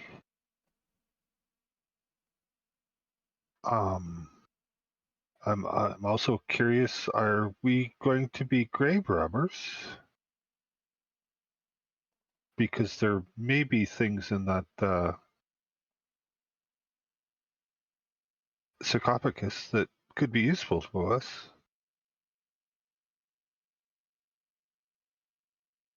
Are those things coming back, Friar? I do not know. I sure hope not. He's like, princess. All right. So there's some conversations that are happening, but it sounds like at a minimum, Beelaay and Sir Geoffrey have moved down towards where that open door is, retainers in hand. Kezi is probably on edge and has knocked an arrow and is standing some like 30 feet behind you as you're approaching. And Beelaay, as you're moving forward, you hear a noise coming sort of distantly from the open door, and it just sounds like the ringing of metal. Like, sounds like a hammer on metal, very rhythmically. Ding, ding, ding. It's not immediately on the other side of this door, but this looks like it's a series of connected building. You know, it's just kind of like this long structure, like right underneath the wall. And it must be coming from one of the other areas connected. And is there anything within this, Alex, of like castle lore, understanding construction, the sense of how it is? Like, just looking at it from where I am, I see it's obviously part of the walls. And so I would think it's a self-contained sort of space. Yeah, this would be the yard where work would be done. Actually, as you're looking at it, and you've been around enough castles and such, with the aspect of there being a stables there, the ringing, and there's a very large building on the eastern side. This is probably like it seems like it's probably a barracks. It was a place to house a small contingent of personal guard. And the building on the east, you can see there is a big chimney. And that with the ringing leads you to believe that might be a smithy. I'm drawn to the plight of what the servant class was. Know that the servant class is now turned into the enemy. I'm just trying to get a sense of where, if this was a functioning castle, what would I be seeing here? Allies, but now I'm trying to calculate how many people would be here. So I think, I'm just going very cautiously, thinking there's probably a lot of peasants in this place that were servicing this massive building, and if they went down with the castle, there's a lot of them.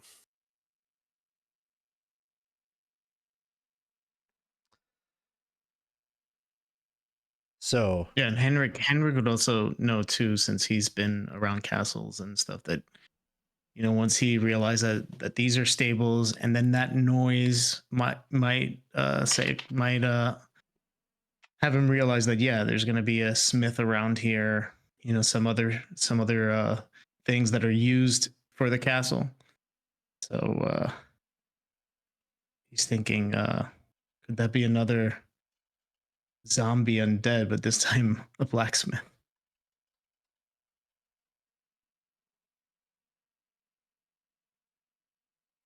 So I'm looking for the leaders of our group as far as acknowledgement. Like, we were going to stay outside, now we're inside. So, do we go back out, or do we press in? I think we press in. I think we explore this noise. We slay these undead.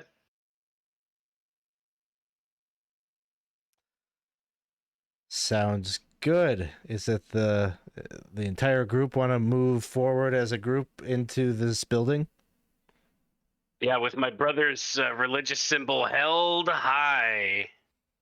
Everyone, that saint my is two hirelings up Saint Bannister is who we're praying to. Everyone, please, together. Saint Bannister, protect us, please. Everyone, please. You don't have to, but you don't have to copy the way I speak. Oh, okay. But Saint Bannister, please. Protect us, please. Gonna take a second. Take a second to say hi to the chat. Hey, DM John, thanks for stopping by. Thanks for hanging out with us tonight. We're playing some Castle Xyntillan. And they are approaching the door to the stables in the courtyard. You approach the, as I said, the door is open. It is dark in there. Is anybody striking up a torch or something to see with? I think I'm going to strike up a torch and throw it inside. Okay. And toss it inside? Yep. All right. Toss it in the door. Let's see. I think I could do a little something for lighting here. A little impulsive, but our friend mentioned burning stuff. Everything's made of stone. I figured it'll illuminate. We could see, and we don't have to. I can still hold my shield. Yeah.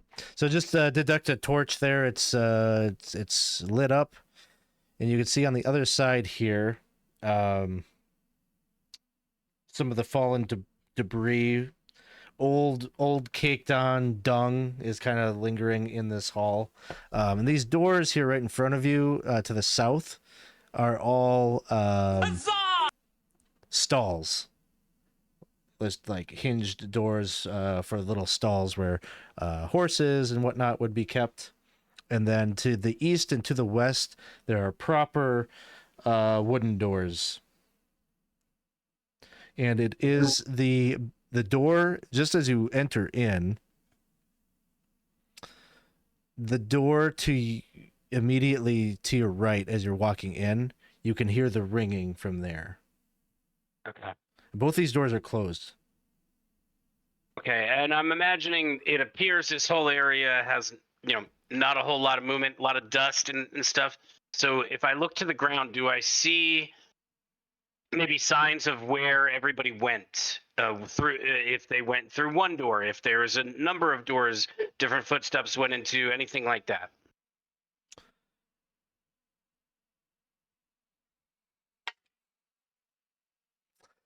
There are footprints that kind of go all over.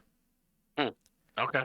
And so you kind of get the sense that maybe they scattered a bit and they might not all be in one place. Okay. I guess I'm going to point to the door where we think the noise is coming from, right?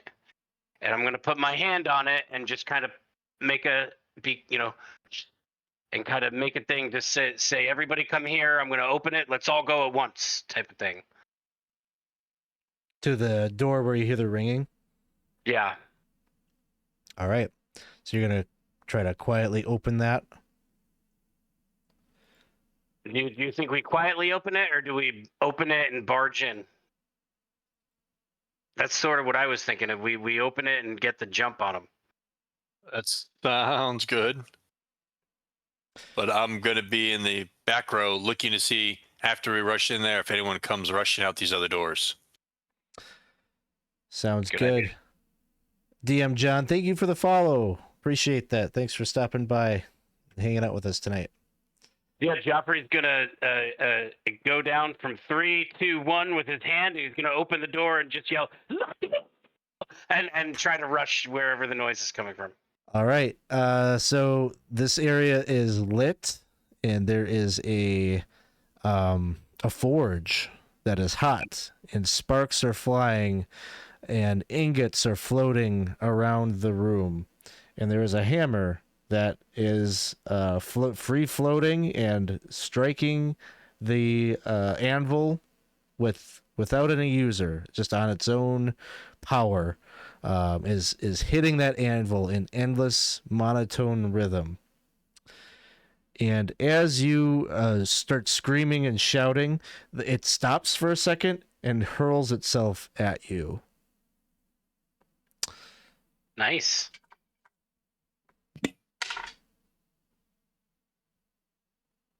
And it is going to hit an AC of 18. That hits. And deals 3 damage to you as it just like slams to the side of your head, and you kind of fall backwards on the rest of the crew that was following behind you. As soon as it hits you, it falls to the floor, lifeless. Wow. I'm gonna. Henrick is going to pick it up and throw it out. I guess, is there a window right here? Yeah. Yep. Yeah, he's gonna take it and just chuck it out. You throw it out, shatters some glass, and hits outside into the courtyard. People are very aggressive. That hammer was aggressive. Yeah. Serves Well, you right. You did yell at it. Exactly. Remembrance. Whatever happened to sticks and stones, But hammers will definitely hurt you, brother. That is true. What The was forge it is making? still hot. Forge is still hot. Yep, it is lit up in here. What was it making? Or can we tell? It looks like it was the midst of crafting a blade. Could I just say that we did see that one moving, but just a note that we also forgot to mention. Sometimes things that inanimate objects might gain a bit of life if you go to grab them here. And as you're saying that, you're looking about, there's all manner of objects in here. Crude iron, nails, horseshoes, a fire poker, like all sorts of little metal things that have been crafted over time. Probably a fair number of spear tips and things, pointy things, sharp things. Maybe we should. What you're saying is not that way. There's no other doors out of this room. It's just the door that we came in. Correct. And is there anything else of interest in the room other than the fact that it's a forge? You could take a turn, searching the room and everything like that. You're looking, trying to see if there's any special items that were crafted and things like that. And while you're doing that, as the group is starting to filter into the room to take a look, there's this noise from behind you as one of the stable doors just slams open, and there's this screeching sound, and you hear Kezi kind of cry out as one of the zombies hidden within is going to jump out at her. Oh, no. And what is her armor class? She manages to... I just have to double check the attack roll on a zombie. But I think she will be okay. Lilibeth will just a never +1. forgive us as he dies on our watch, brother. Mm-hmm. You can see like Kezi like kind of jumps out of the way as the zombie lurches out suddenly from one of the stalls here.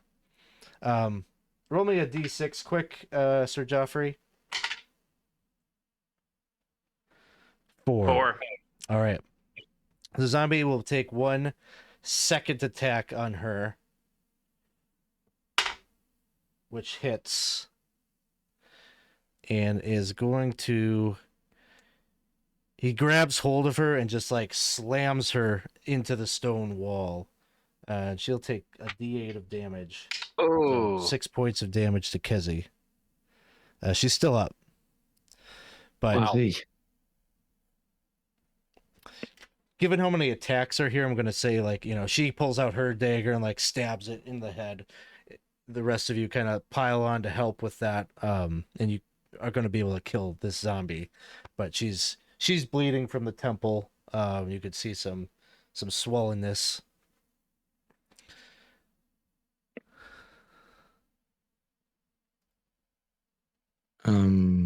Yeah, I will,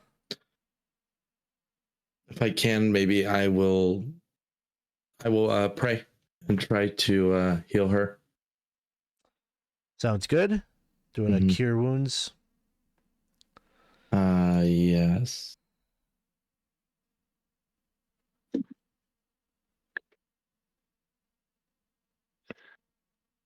Cure wounds really quick. Say Bannister now. Sing Lilibeth, please. I need your help now more than ever. We have to help our friend Kezi, who I did not hear praying earlier, but either way. 5 points of health back. All right, she's back up to full then. Are you good, friend? You're okay. Thank you, Friar. I didn't know the words. I'll give you a prayer card later. They are around, brother. They are here. They might not affect me, but they still will go after you. I will instruct the men with me to form a line with me in the center, and I'm going to tell everybody to stay behind us, and as we move forward to clear out the zombies. Brother, just continue to hold your religious symbol high, and we will hold the front line. Before you go forward, I think I might give you a bit of some root to try to help you heal a little bit of that damage. I'll take that off my sheet. I will give you some root. I believe it's a D2 of health. You can get back. Oh, 2 hit points? Yeah, let me roll if you get 1 or 2. I just need to check to see if it's. Yeah, I'll What actually go is. ahead and eat it since I'm down a couple. Yeah, spirit aim. Okay. Yeah, I believe it's I think it's 1d2. 1d2. I think so. Okay, that's what I thought. All right, no, I'll tell you right now. Unfortunately, but I mean, you get 1 point as you're kind of second on it. I'll take it. Mm-hmm. Thank you, brother. Tasty. Yes. Yeah, so I think with that, like, what will there's a door right to our. If we exit the room, there's a door right to our right, I think. And I'm gonna kind of suggest to the group that we should kind of at least open each of these doors and clear out what's in them if there's anything in them there one at a time. Do you want me to search this room while you're doing that? Oh yeah, I mean, I think we should definitely search the room. I can do that. Sounds good. So again, perhaps your archer friend will hang back with me and. Yeah, we'll go through and kind of get, just like before, we're doing another turn. So Remembrance is going to be searching the blacksmith's area and wants Kezi's accompaniment. That sounds good. Sir Geoffrey, you're going to be kind of checking out these stalls and opening them up and seeing if you got any more surprise zombies. Beelaay, any special actions that you're taking during this time? As he's going, I assume stall to stall from the room we were just in. I've just moved forward to the far right of our screen in front of this other door, so that should something come in, we're ready to go. Sounds good. Kind of listening at that door there. Friar, you're kind of dispensing some healing and things like that. Yeah. Henrick.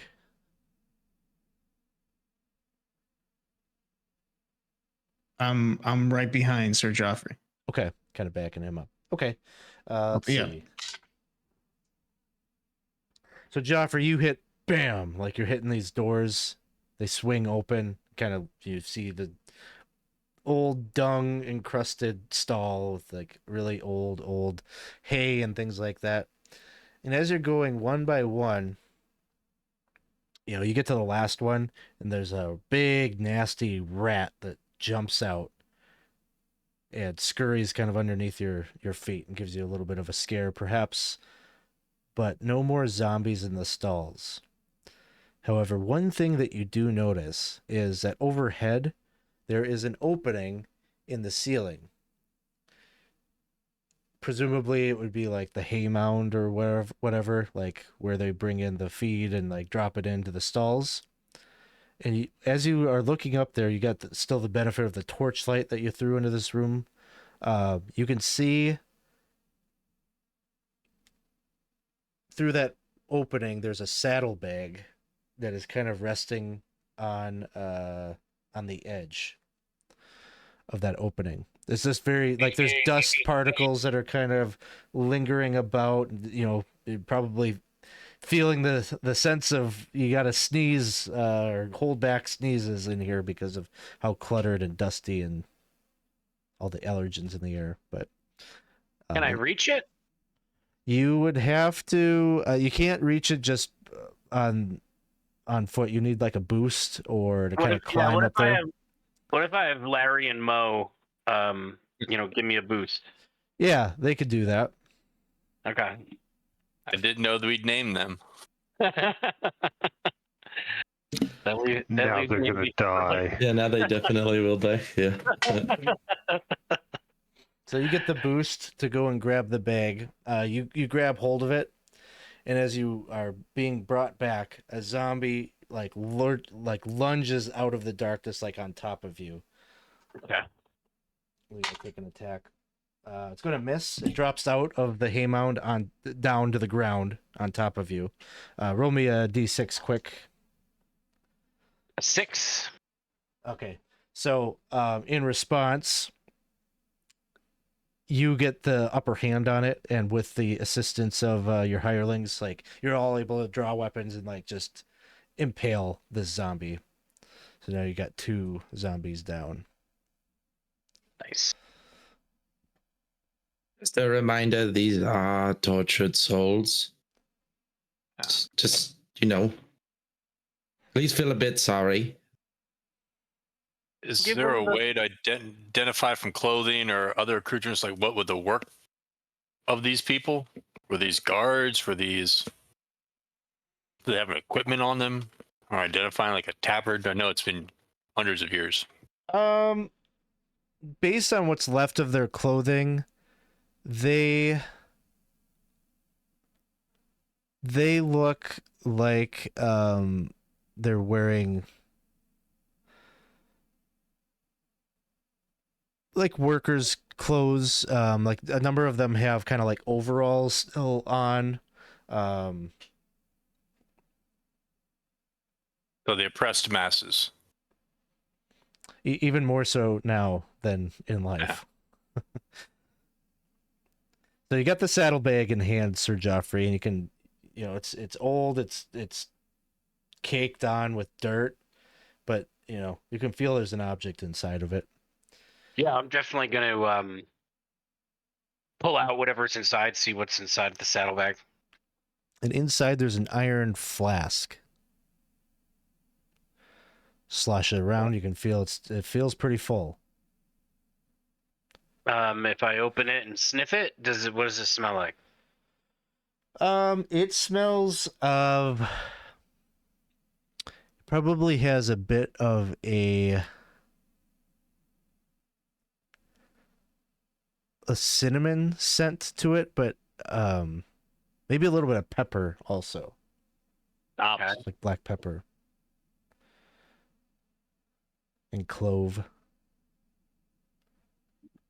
I'll cork it and put it in my pocket. I'll probably, when I get a chance, I'll see what my brother thinks of it.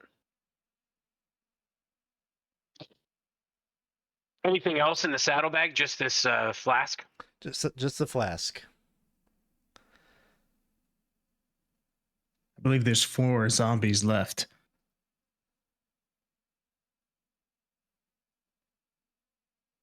Well, let's see. We've got another door, right, to check out. I believe we finished with the stalls, but we've got another door leading further in. They may have gone in that way. I would suggest that us burly men stand up front and open the door and go on in. You This said one there I've is- been listening at, Sorry. Yeah. Mm-hmm. and we haven't heard anything.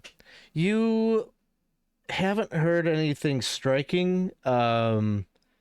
You get the faint sense of motion on the other side of the door, but like you're kind of questioning it if you're listening to just the wind outside, like whistling through a broken window. You're not sure. Taking these things haven't been known really. They're not conversing. They're not making noise. They're not fidgeting. Yeah, So there's I'd imagine they don't do a lot. nothing overt enough to like get a count or know exactly what's on the other side, but you've got an inkling that there's a presence on the other side. I I might did say, ask. Yeah. Okay. Go ahead. I was just gonna. He would say that. Well, it seems that they seem to get the jump on you every time. If they truly are still afraid of me and I go first, at least maybe they won't be such a surprise. But also, what about?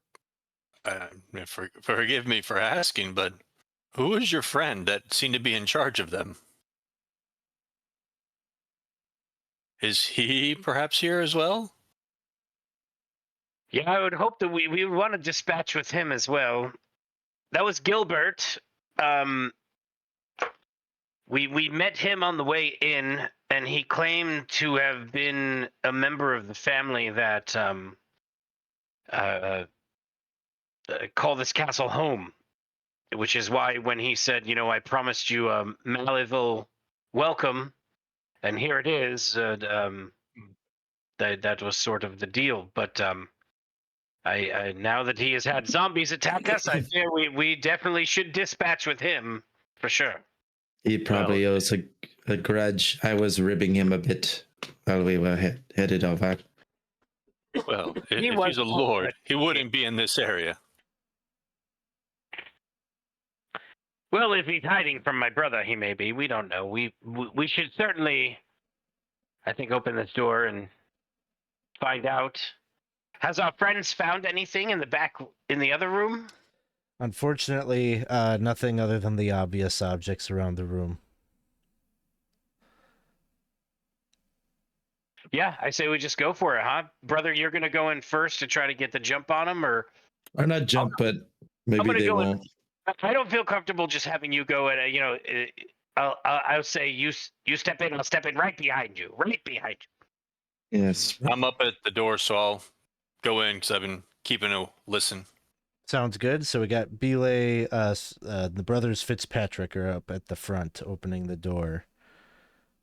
Yes, Henrick, friend, you stand right behind me if they do attack. We'll do the old switcheroo, yes?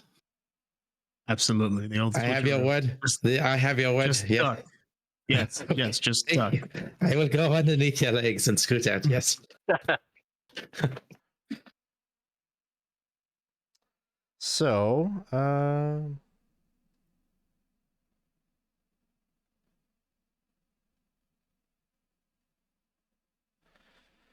far is the range on a torch? Does somebody pick up the torch that you have in the hall?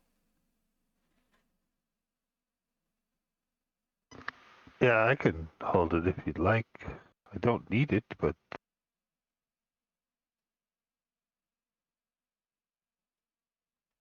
We'll say you're able to bring it up right behind them, and you'll be able to see a little bit into this room. It is dark, but there are skeletons in tattered uniforms that are have swords in hand, and they are slashing at this plate-clad corpse of flesh that is hanging by a noose from the rafters of the building. And they're swinging and just like hacking it like it's a slab of meat in a butcher holding or whatever. And they're just hacking and hacking and hacking, kind of in rhythm with one another. That's probably what you could see. That, like, it seems like this room is pretty large, and so your light just kind of hits like it doesn't hit the walls. You're just seeing like what's happening in the center of the room with the light, but you get the faint sense that there's motion other than these skeletons in the room, and that it is maybe there's a sizable force here.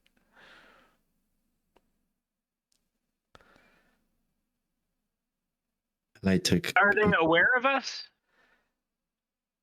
If they are, they don't seem concerned with you because they don't turn around immediately. I'm gonna see. I'll have them do a reaction roll to see what their disposition is. Helpful and kind. Friendly. Friendly. In love.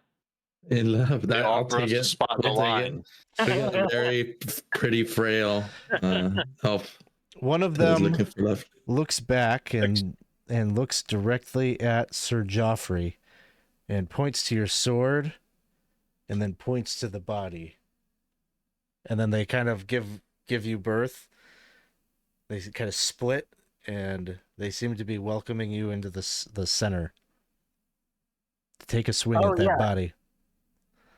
They want me to take a swing at the body. They see a kindred spirit.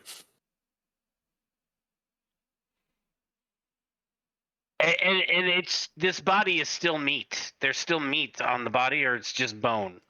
Yeah, it's encased in plate mail, but they've been hacking at it so much that in places the armor has failed, and there's definitely blood and pieces of body that have fallen off of it. Do I see any markings on the armor that I recognize? Any do I tell what house this armor's from? It doesn't look like the kind of armor that... It doesn't look like fitted plate mail. It looks like more like... I don't know if any of you are actually wearing plate mail. I think I am.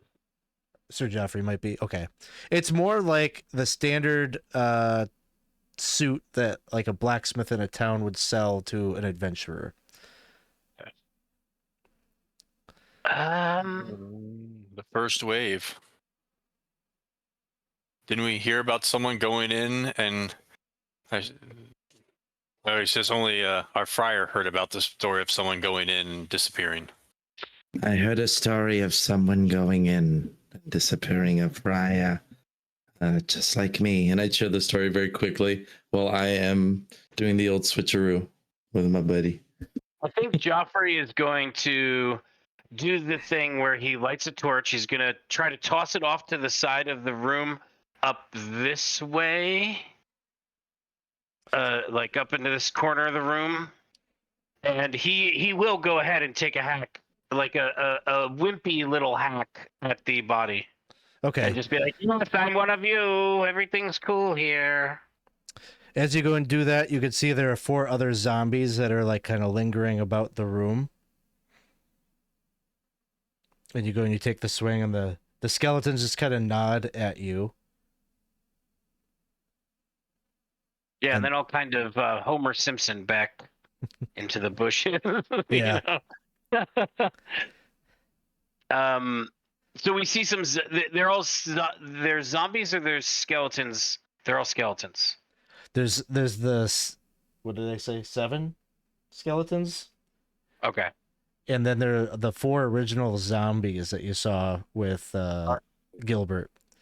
Are also there. Gilbert is not here, but at the moment that you kind of withdraw from the barracks back into the hallway, I think. Yeah, Remembrance, you hear movement from behind you.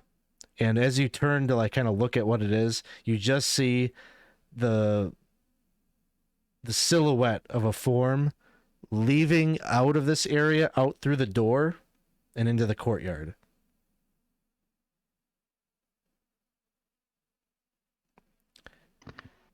I'm behind us. And then the sounds of fleeing footsteps on the earth outside. So he's not a ghost if he's making footsteps. That's good. Can I go out and look to see who it was? As you all get outside to go and take a look, you will see Gilbert over by the guardhouses, heading towards the double doors.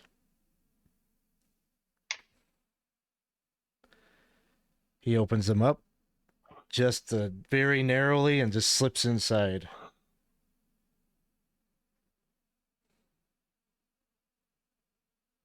course he does. I casually ask our group if any of them have an idea of how we might secure the doors to this area so that those things just stay about their business. Was there Doors any open out, like open in. spikes or anything in the forge room? Yep. I'll say that you find use like that. two dozen iron spikes in there. Be my guest. Is there? So we're thinking about trying to secure the skeletons and the zombies in the room and just keep them in there. I did not feel that was a challenge anybody was eager to take on.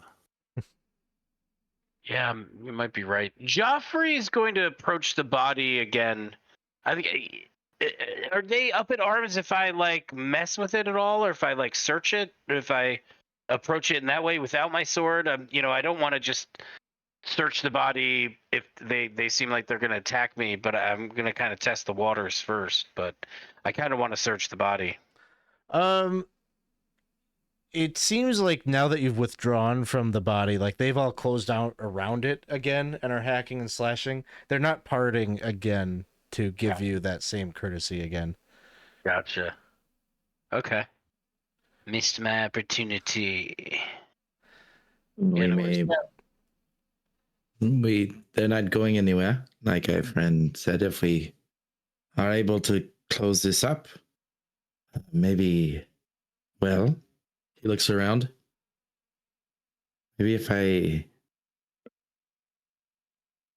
cast a blessing on this place here, maybe it might be suitable to sleep here.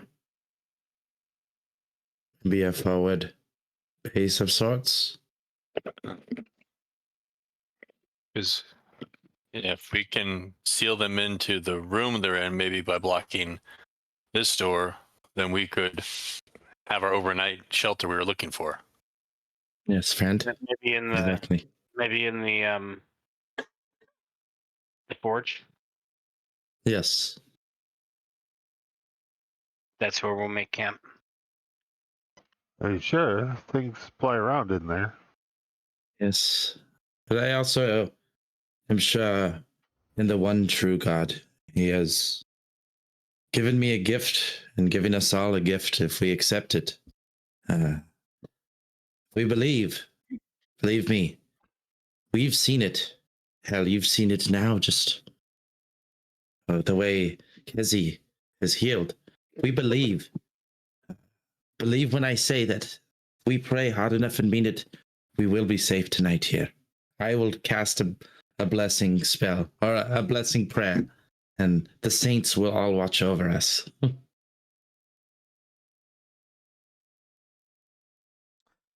So the group wants to spend some time to spike this door, and then you want to start going into camping procedure in the blacksmith? I mean, or we That's a could yes. just camp in the stalls, I guess. Sleep with in the hay. All right. If we're worried about the the stuff in the blacksmith area flying at us. I'm more worried about the stuff in the stalls laying beneath us. Right? Yeah. Me too. Sounds good. So you hammer the door shut, and tell me where you're hunkering down.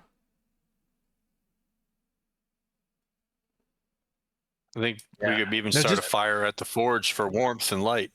Bear in mind, it is still light outside. It's only about 5 p.m. Sure. Either way, I guess, could I maybe, like, before we continue going forward, could I maybe cast bless, like ritually do it, just so that we have this place available for us later? Yes. I mean, if it's only 5 p.m., we don't necessarily need to camp yet. Perhaps we can find a more suitable place. Yeah. Some places they do stand by the hour of a 8 to 10 hour workday. Yeah, it seems like This is a big courtyard. We could examine some of this whole area before we camp for the night. like the tomb. We should check Yeah. that out for sure. I agree. I agreed. Sure. I will. Of course, I will follow your lead. All right, so we are not taking a rest here. No. No, I think we'll wait.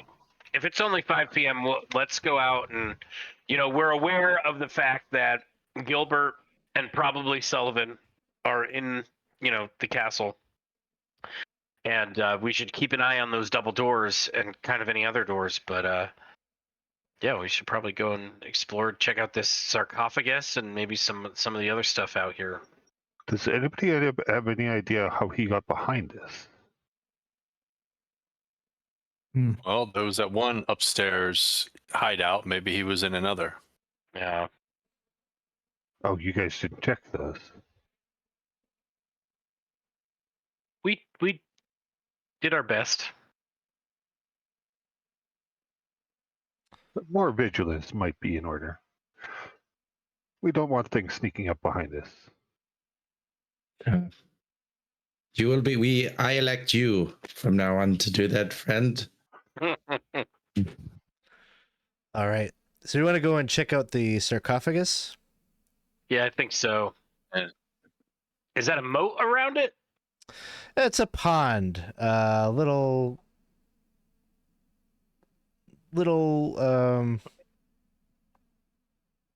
A feature, not an obstacle. feature. Yeah, like you could wade through it. It's only going to be like no more than a foot deep. You could see across the way, you could see that like there are marble benches that surround a statue. Sorry. Is there any kind of writing on the statue? Sorry. The stone benches are actually over here on the other side of the lake, not in the middle of the lake. In the middle of the lake is that gazebo that I described with the sarcophagus. But there's also on the other side, you can see nearby the lake, marble benches around the statue of a maiden who is an elven maiden gazing wistfully at the sarcophagus in the gazebo. So they seem to be a feature that is a part of a pair.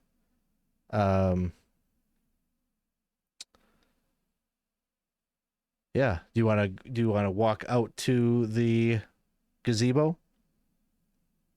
Think so. Yeah. Sure. Hey, Alex, just a question. And this is just something because I don't know, maybe the friar might be just more sensitive to like weather phenomena and stuff like that. It's still like it still feels the same here as it does outside, right? There's not like this change in the weather. It's not like summer here or something, right? No, it's frosty. Okay. Frosty. Just so when we get back, it's not going to be like 20 years later. So it hasn't been cold long enough that the water here is like completely frozen over, but you can probably see like ice crystals starting to form on the edges, and definitely like the sarcophagus, like the stonework is kind of starting to, frost over. And you go and you can see that the sarcophagus is molded in the likeness, presumably of the person that is interred here. And it looks like a man in kind of very fine, noble silks. His likeness has a kind of plumed hat on. Very handsome looking man. And there's a plaque at the base of the marker here that reads Tristano, Malevol.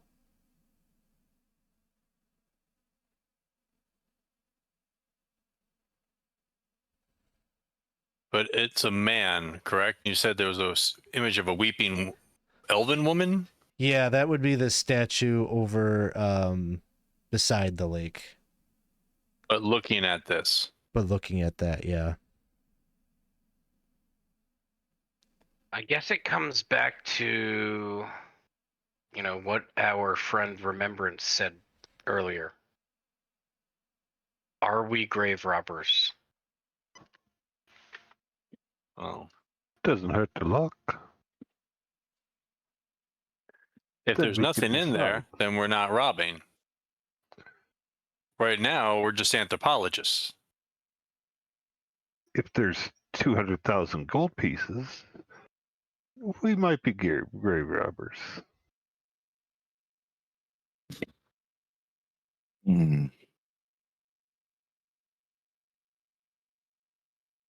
Does it appear in the sarcophagus we could remove the lid? Yes, it looks like it is likely sealed, so it would take a great deal of effort. Maybe a crowbar or something would help in the effort.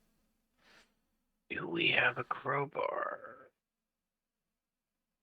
We do. Yeah, and I'm gonna point at the two guys with me to hey, you over there, you over there. We're gonna crowbar this. You guys muscle it here. We're gonna be anthropologists.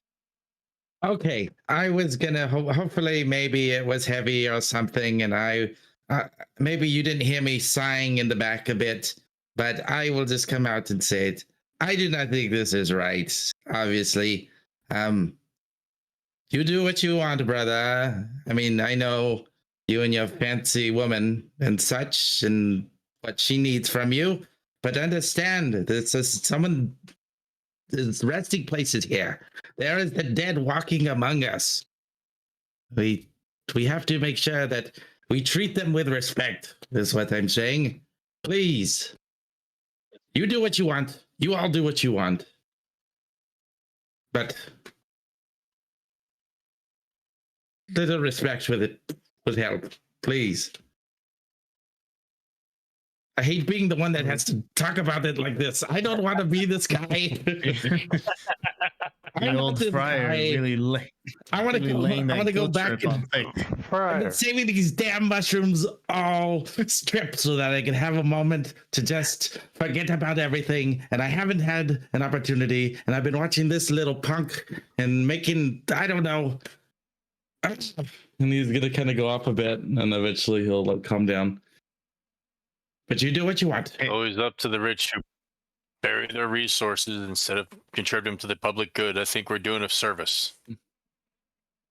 Hey, Alex, and while they're talking, I'm just going to be taking a look around to see if anything has been I don't know, like tripped because we're here in this in the middle of this pond.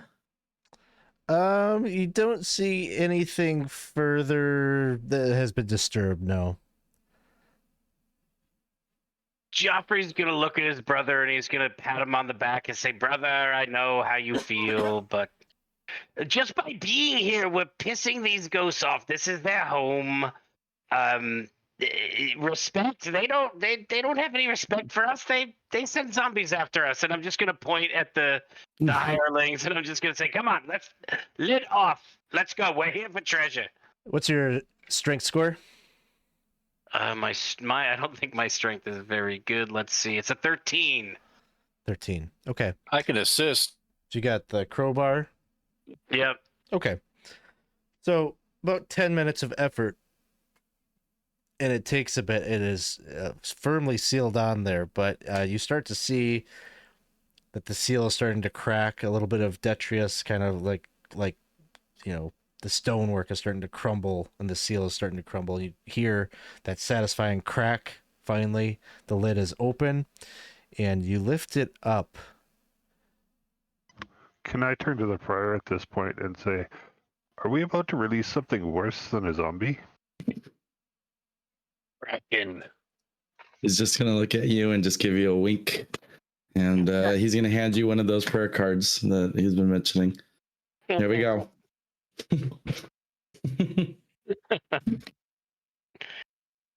We're here for adventure and treasure, brother. You sound just like me.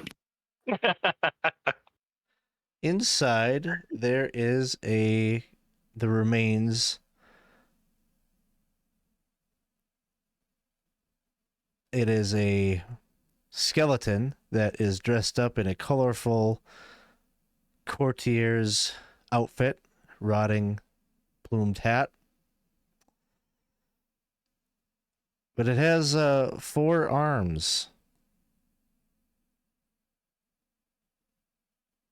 So it's still dead. It's not moving, but the only thing that's strange, 4 arms.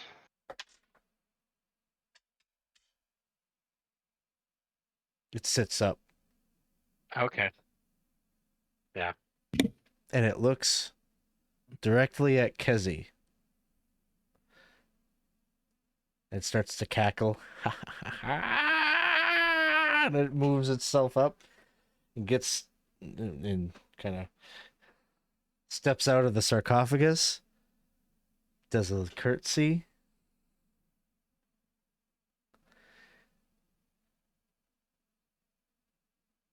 Then all 4 of its arms start to kind of reach out, and she's like, ah! And she's like running to the southern end of the courtyard as this thing is starting to take off.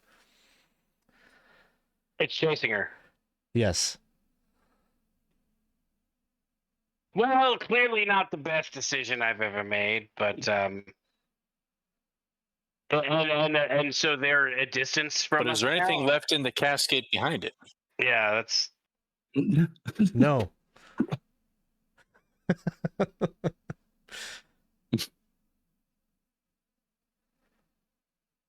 Yeah, I mean, I'm gonna try to engage it, I guess, if I can reach it. Yep. Go ahead and roll a d6. A 1. All right. Reroll. You can use a reroll, sure. Yeah, that's a very good. 5. 5. Yay. Okay. You win initiative. So the 4-armed skeleton is chasing her about. She is, because she's running, like she's not grabbing her bow or anything. You see she's like brandishing a dagger, but this thing is so off-putting and has 4 arms, and so she is doing her best to just keep a few paces ahead of it as it's running around. So you guys win initiative.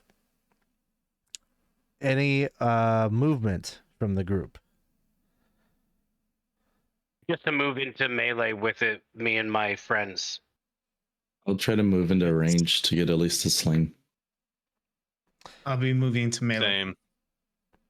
Sounds good. I'll move to range first. I'm gonna move to Kissy. Sounds You're good. gonna move Okay. to Kissy? You kiss it? Ooh, kissy time. Kizzy time. Sounds good. So you're all in your various positions. Some of you at range. Some of you getting right up into the chase. In the mid. Ranged attacks. I heard ranged attack from the Friar.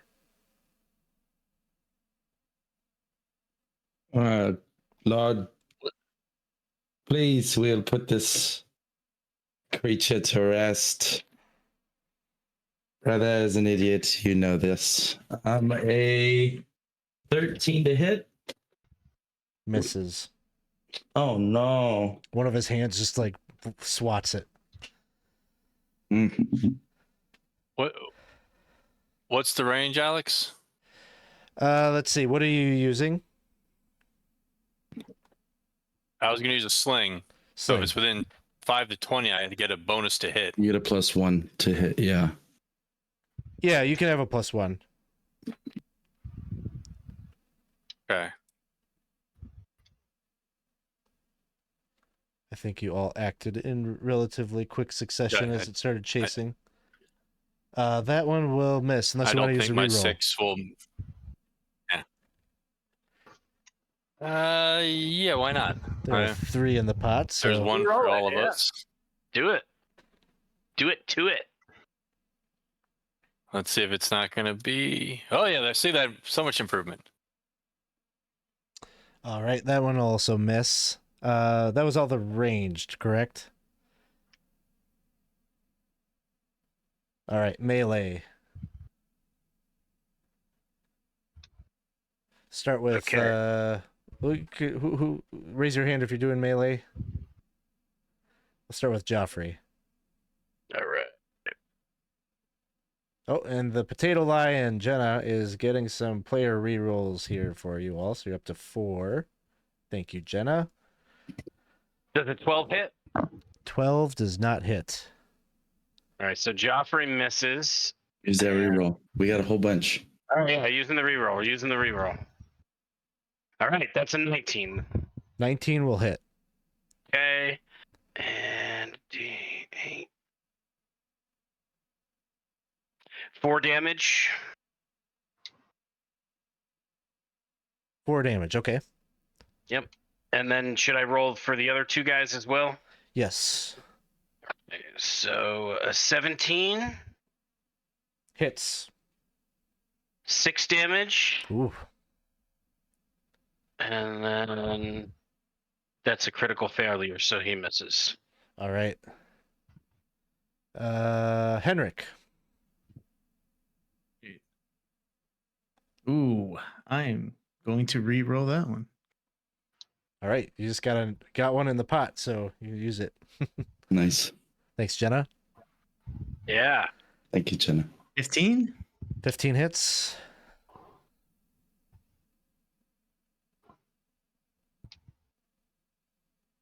Three points. 3 points. All right. And Remembrance, what are you up to? My plan was to catch up to the Kissy, is that her name? Yep. And I want to cast fog around her so that he can't see her. Okay. You attempt to cast that. Roll me a d6 as you are feeling the effects of the Ring of Chell. You don't want a 1 or 2. I got a 2. Oh, no. You expend the resource, and the protective magic of the Ring of Chell suppresses your fairy powers. Oh. Something that both Topsy and Silver Upon His Brow also struggle with right now. And hey, thanks for the gifted sub.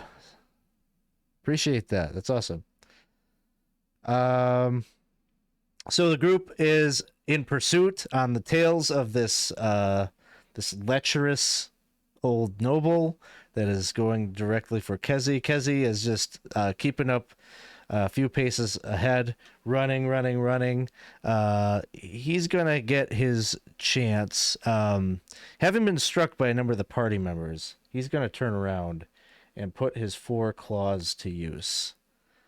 We're going to say 3, 4, 5. We'll roll this.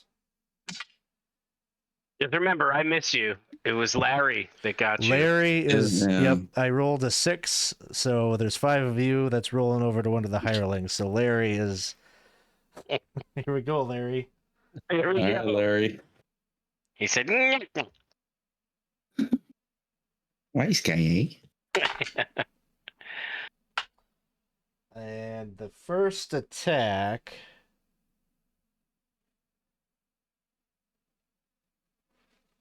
Oh, shoot. Yep, I gotta look this up, sorry. Hit die. never a good sign when the DM says, "Oh, shoot, gotta look this up." Yep. Yeah. It's only a 10, so Yeah. that'll miss. Second attack Oof. misses. I gotta use a Okay. reroll. I have a reroll, don't I? Yes, I do. DM reroll. I want to kill this hireling. Come on, Larry. 15 to hit. That's his AC. And Probably not a lot of damage. Probably. 4 points. I think that's what he had, right? Oh, he's Oh no. dead. So Larry goes down. Hang on. Does he? Oh no, he's not a knight. He's done. Or is the shield thing for everybody? Does he have a shield? Can he do that shield thing, where he sacrifices the shields? I'm gonna say it's only for the PCs. Okay, Yeah. gotcha. Oh, Um, Larry, we knew you well. because that's really to preserve PCs is what the reason for it.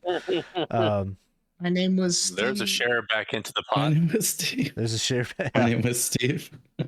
So he's got 2 more attacks. And I'm gonna say this one is gonna land on Sir Geoffrey. These next 2. Okay. 13 to hit. Oh, but I just got a DM reroll from Corey, so I'm gonna use that Oh, right away. yeah. Thanks, Corey. a lot. Hey, thanks for waking Right up, in Corey. time. Appreciate it. Right in time. But it's still a miss. And then his last attack. 16 Misses. misses. Shoot. All right. Initiative. A 1. And a 5. Great. Do we have a reroll? Oh yeah, we do have rerolls. Yeah, we'll reroll the initiative All right. to a 6. You got a 6. Okay, you guys win initiative. By the way, I was incorrect. There is something in the sarcophagus. So Oof. it just was placed in a strange place in the module. It wasn't actually in the room description or the area description. There's some rerolls here. Oh, Sundance Kid, I'm going to deny yours. Nice try. Oh, I almost that's so accepted nice. it. I'll refund those points, but you get one from Jenna. So back up to 4. You gotta try at least once. You gotta try. Yeah. Does anybody want to change their general movement? Anybody moving into melee? I'm gonna pull out a sling Okay. since my spell seems not to be working. Sounds I good. mean, it's only a what percent chance? 33% chance or something. Uh-huh. Steal your oats. Let it roll. Let it ride. We'll hit some range here. Let's go first to Remembrance. You got your sling out. Remember to pray. 18? Hits. There you go. 1 point of damage. 1 point. Yes, my friend. One true God. Beelaay. I'm gonna roll the odds again and see if I can make contact. So 16 plus 2, 3, so 19. Hits. All right. And Slingstone. Boom. 4. All right. And then Friar. Ooh, I got a critical hit. 20. Ooh. Does that what I don't know. I don't think I've ever gotten that. Is that special? Maximum damage. That's possible. 4 points of damage as I pray. All right. Tell me about the slaying of Tristano Malevol the Love Lost. Oh man, what a name. I'm just gonna hold up the stone to the heavens, and I'm just like saying, I'm telling you, it works. Like he's just like, he's not very good at combat in general, but he'll just throw it, and all of a sudden this thing just like it hits, and he just sits there for a moment, and it just kind of starts like, comically and like falls apart like onto the ground. The Jenga bones are collapsing to the ground. And a little bit of a sizzle as he's kind of like, oh, see, Brother. anyone else want a break card? It makes sense now. He wasn't actually looking at him. It's just a statue. Because no elf would ever fall for a human. As he moves forward, I don't think any human would fall for that lecherous prick. And she just moves forward. She punts the skull. It goes flying against the courtyard wall. Smashes into little pieces. She catches her breath. May you find this peace. sarcophagus. I guess we'll go examine what's inside of the sarcophagus then. Yes, maybe it's because this was all underneath his body. You do see now, as you go over there, that he was held within the sarcophagus with a very ornate, bejeweled, looks like a snuff box. And there is also is there any snuff in it? There is not. But given the cut of the gemstones that are embedded within its metalwork, there's easily over 1,000 gold pieces of gemstones on this thing. Like, brother, are we grave robbers now? Huh? What do you think? Shut up. Shut up. Kind of rocks back and forth. He did attack us. He did. Yes. And you slayed him. You did a very good job. You slayed. Was that your first, brother? Of the final blow? We need to celebrate. Good for you. Don't talk to me that way. Overpowering scent inside the sarcophagus, like a perfume scent, like really thick. Is it similar to what I smelled in the the booze bottle? Yeah, the booze bottle. The No. flask. No, it's more floral. Okay. Less cinnamon. Yeah, more. Oh, and I guess I'm gonna. I'll show. Speaking of which, I'll show that flask to my brother and see if he has any insight, maybe to what it is, or I don't know if there's any mechanic for anything like that. But If I'll it's just be common, if it's a common something. I mean, It's not an herb, booze. so. Mm-hmm. You know booze. Does this smell like any booze you've ever drank? No, it does smell delightful. Does it smell delightful? Does it smell very nice? I don't know. Do you like Fireball? Like, it's got like a intense smell like that. It reminds me of when we would go to parties with our cousins when we were younger. Yeah. Yes. Do you think it's? I don't know if I should keep this. What? Let's keep it. Keep it. And, we'll get somebody to sample it, I'm sure. Just a little bit. Though. What? What time is it now? Now that all this is transpired. It's not much later. Like 5:30. Oh yeah, we still got time to check this courtyard out a little more. It's already been a bit lucrative. Perhaps we could take a look at the other statue, see if there's any secrets that it keeps. So one thing I will point out, it's not very well, unfortunately, represented here, but up just to the north of where the little lake is, that wall there is covered in vines. And it's like, it is a causeway, it would seem, between like two parts of the castle. Like that wall's probably like 15 feet tall, but it's not just a wall. Like it's like a walkway between like two doors on a second level of the castle, if that makes sense. And presumably those vines, we could maybe traverse up the vines to that causeway. Could be. You'd have to assess like how strong they are, if they can hold your weight and everything, but at the very least, rope and a grappling hook or something would get you up there. Might be better than going in the front door, since we know it's occupied. Yeah, certainly for tonight's activity, that would be a good intermediary step. Could maybe even find that as a good shelter, because we'd be up top and harder to reach. Fair enough. So do we want to go check that out before, instead of checking out the elf statue? I think it seems we could do it maybe on the way. Yeah. Check it. So we'll head here, and then we'll head here.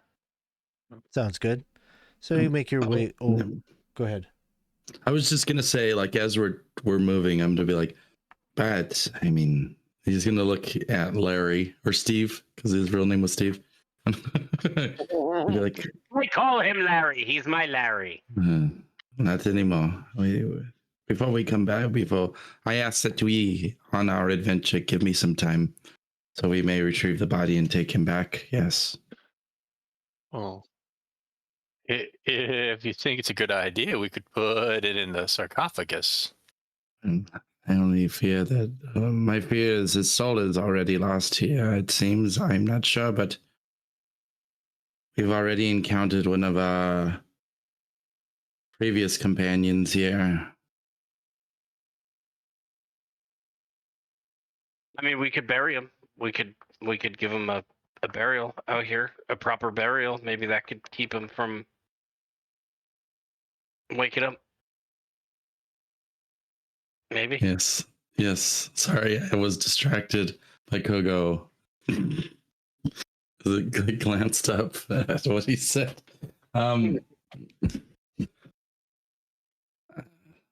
Maybe out of town or out of this courtyard. We'll do it. Yes. Yeah, maybe we'll bring him outside and put him to rest out there. Sure. Do we want to do that now, or do we? No, because that would probably be our evening, right? Yeah, it'd probably be a good hour at least to dig a proper grave. well, considering this might not be our only casualty tonight, perhaps we should delay. Wait, are you planning on I do not like the way you think. I do not like your way. All right, so what's the next immediate thing that the group is going to do? You wanted to check out look at the statue of the Elven Maiden? Yeah. So you go over there and you enter, and it is made of marble. The statue is there's like a kind of pillared ring of marble around her, and then these benches. It almost looks like maybe they're like this, almost like I don't know what you call it. The kind of structure where like you would hang vines and like roses would like maybe like climb up the pillars and like collect on this ring. Yeah, that's probably the right word. And you can see at the base of the statue at her feet, there is a dried single rose laid upon the marble.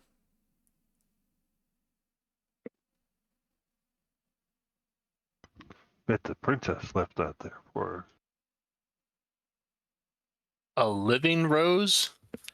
It is dried. It is. It was probably hung Years, months. long time ago.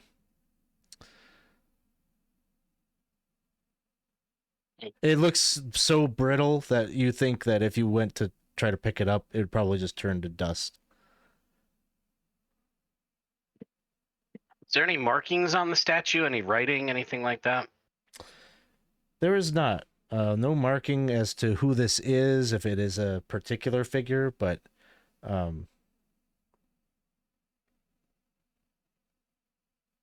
it has its like outstretched hand out in the direction of the pavilion at the middle of the lake, and has sort of a mournful look on the elven maiden's face.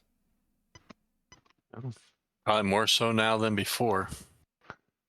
No, she's probably happy now. Guy was a jerk.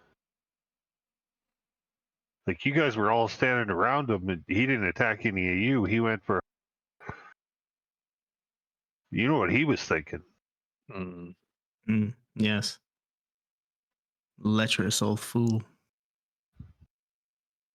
I think Geoffrey's going to, feel around the statue in a not so lecherous way to just see if there's any knobs or statues, particular, any kind of switches or anything like that on the statue, and that type of thing. Yeah. Particularly around the breasts, Yes. Yeah, it's a little tough to get through this process, but you managed to do it with grace and dignity. And unfortunately don't come up with any such mechanisms on this particular statue. So okay.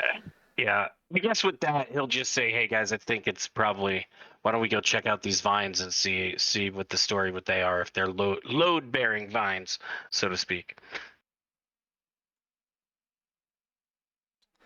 sounds good. Yeah, so you make your way over in that direction. And there is a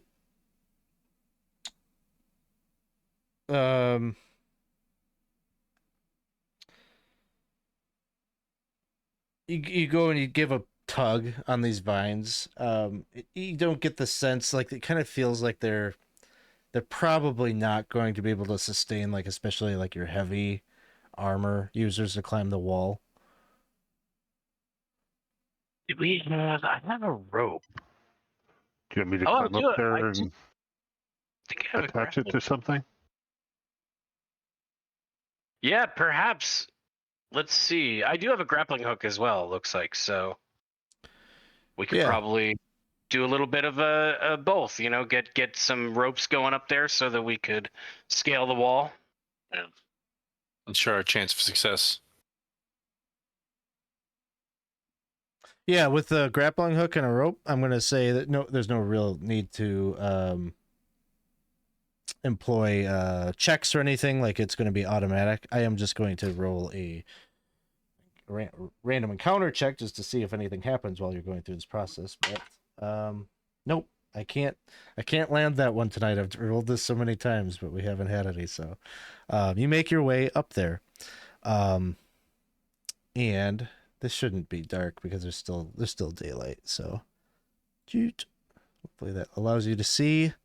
Not that there's much to see on the map, but what your characters see, it's actually probably the first sense that is activated would be your olfactory senses, and the smell here is of it's delightful, right? Totally amazing. Cinnamon? Sort of. Oh, Like the smell that you got from the sarcophagus, that floral smell, is very similar up here. Much more overpowering, but there's just something a little bit off about it.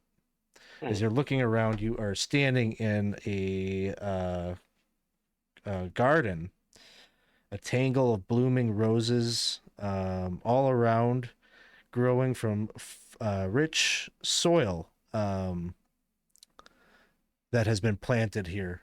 And so basically there's like a stone causeway on either side of this rose garden that's been embedded here in the stonework. So it kind of divides the area. But it is totally overgrown. And you can see, but they're in bloom. Even though it is autumn and everything, like they seem like the roses are very healthy and very bright reds and lush greens from the vines. Doorway to the east and a doorway to the west seem to give entrance into the castle. I feel west. Should we listen first?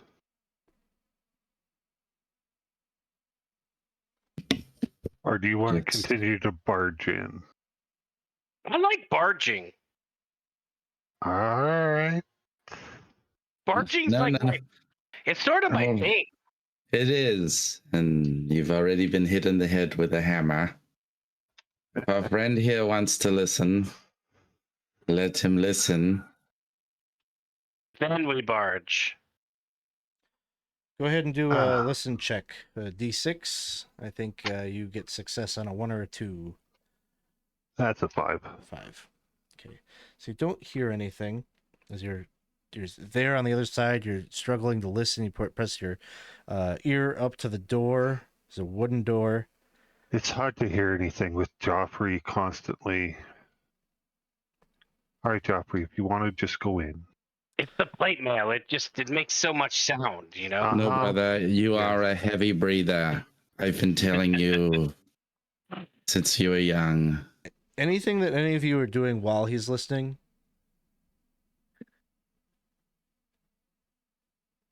So Henrick is just looking around, just keeping an eye out for anything. I was just taking a glance back over the cross to where we initially were, to that blacksmith's area. Okay. I guess I'm going to examine the garden. Do the roses, any of them have the same color of the rose that was placed by the statue? It's the same type of flower for sure. They're both roses. These are not dried. They are in full bloom. And probably Henrick, you will spot this as well. Geoffrey goes like directly up to the rose garden and is looking. But you can see in the middle, underneath the soil where these roses are growing, you see a hand sticking up out of the earth. And you're starting to feel a little dizzy. All of you are starting to feel a little dizzy. I need you all to make a saving throw versus poison. Oh boy. Let's see. And I will roll for Kezi and the hireling. So what you want to do is you want to roll meet or above your save for that. I guess you guys don't have a poison save, do you? I see. Yeah, Poison is says on the It's death or poison, so I would say Yeah. death. Okay, death or poison. Yep. I mean, death doesn't sound very good either. Kezi fails. We do have some rerolls, The guys, just so you hireling know. fails. I succeeded. yeah. With it. It has to be under, right? On this one, it's confusing. You want it over on the saves. Oh, over? Okay, Yeah. I'm good then. How many of us failed? How many rerolls do we have? We've got 4 You rerolls. got 4. Okay, I failed. I'm going to re-roll then. Makes sense because Yeah. you were Yeah. sniffing them. Brother, that is not what you do. Pass now with the re-roll, with the help of a re-roll. You passed? Okay. You see Kezi and hireling number 2 both fall over and drop to the ground. From like off the wall, fall over, or just fall down? They just fall over. Like they just like hit the ground, hit the stonework. eyes are closed. I I'm go gonna go to to Kizzy and grab her and grab and try to, and I'm gonna say, man, we need to get out of here. It's from the pollen of that. And he's like, kind of, oh, we have to go. And Fresh air. we just see the hand, but the hand's not moving. We just feel nauseated or whatever, and that's it. Yep. And like, yeah, the scent here, it seems like it has affected at least 2 of your party members. All right, I'll barge in the door, break open the door that our friend was listening at. Boom. All right. That is not fresh air. Nobody wants to grab the hand. And maybe toss it off. Oh, maybe. That's not what Geoffrey thought of, though. Geoffrey was just like, No, I didn't say it Gotta was a get severed back in. hand. I said it was a hand sticking out of the dirt. So there might be more to the hand underneath that earth. Mighty tempting. Mighty we tempting. can find out. Do it. Do your thing. Okay. Ram it with I'm gonna your look over. I'm gonna look over at Friar Fitzpatrick as I reach down to. No, another one. There's 2 of you. You reach down to grab the hand, and like the skin just like slides off the bone.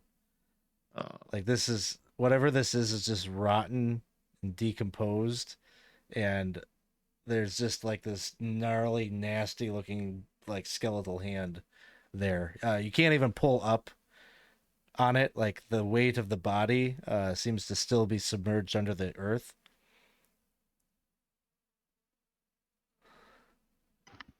As soon as I feel the skin come off, I just let go and just like run towards the door where Sir Geoffrey is. I found the fertilizer that the gardener who once lived in the gardening area that you just entered into. As you're looking in this chamber or this room, you can see that there are wheelbarrows, there are spades, shovels, nets, little pruning shears. Alex, are you implying that the body is part of the fertilizer that was used? Yes. These are beautiful, beautiful roses, and they are ruling there's only class. You one see way how to they make treat that us. happen. Sure is. Are there any more bodies in this room? In the gardener's area. Yeah, if we're insinuating that was part of the fertilizer, I want to make sure that maybe the pieces of the fertilizer, are the ingredients laying around in here. There are not. There don't seem to be any. There doesn't seem to be anything too out of the ordinary about this room. Doorway to the south. And it's pretty dark in here, but there's enough sunlight, I think, that you can see well enough in here. But there's a door to the south that likely leads out onto the top of the wall.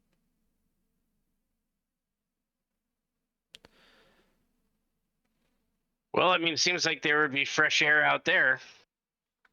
Might be a good spot away from the stench to check out. So yeah, I guess I'll kind of search through the room a little bit, make sure there's nothing of interest in that area, and then probably open the door and check out what's to the south there. And indeed, it does. It leads out onto the wall,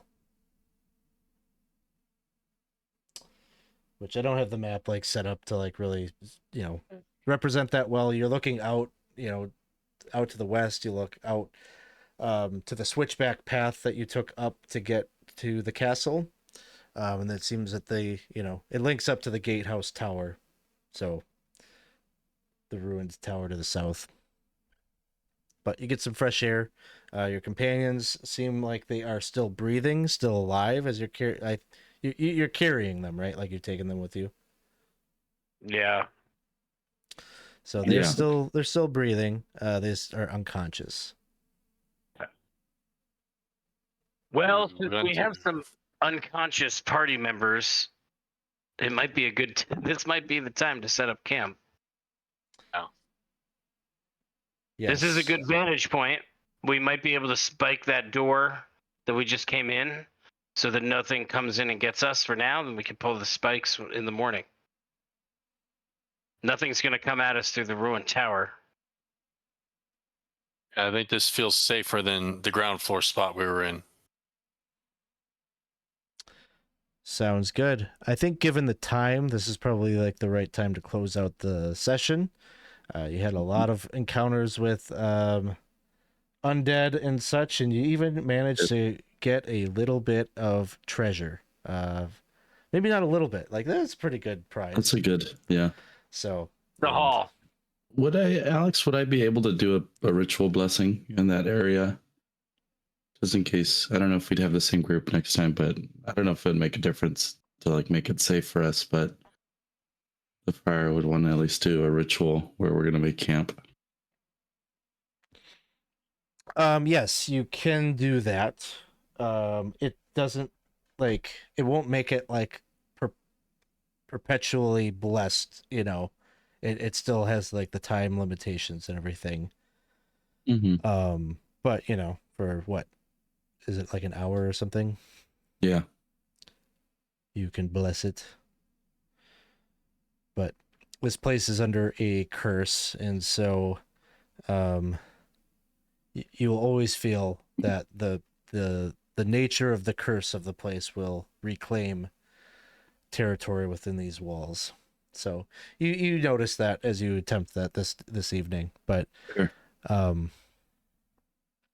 You'll get a full rest, and given that you've got some deceased, you got your friends don't wake up, and so maybe that ends up being like the impetus to like bring them back to Fort Vulgar to see if you can get some aid for them before going any further. So Yeah. I hope you guys had fun. This is our first kind of foray into opening up our Dolmenwood campaign and inviting other people to come and have some fun with us. So thanks to Adrian, Scott, and Percy for making time to be a part of this.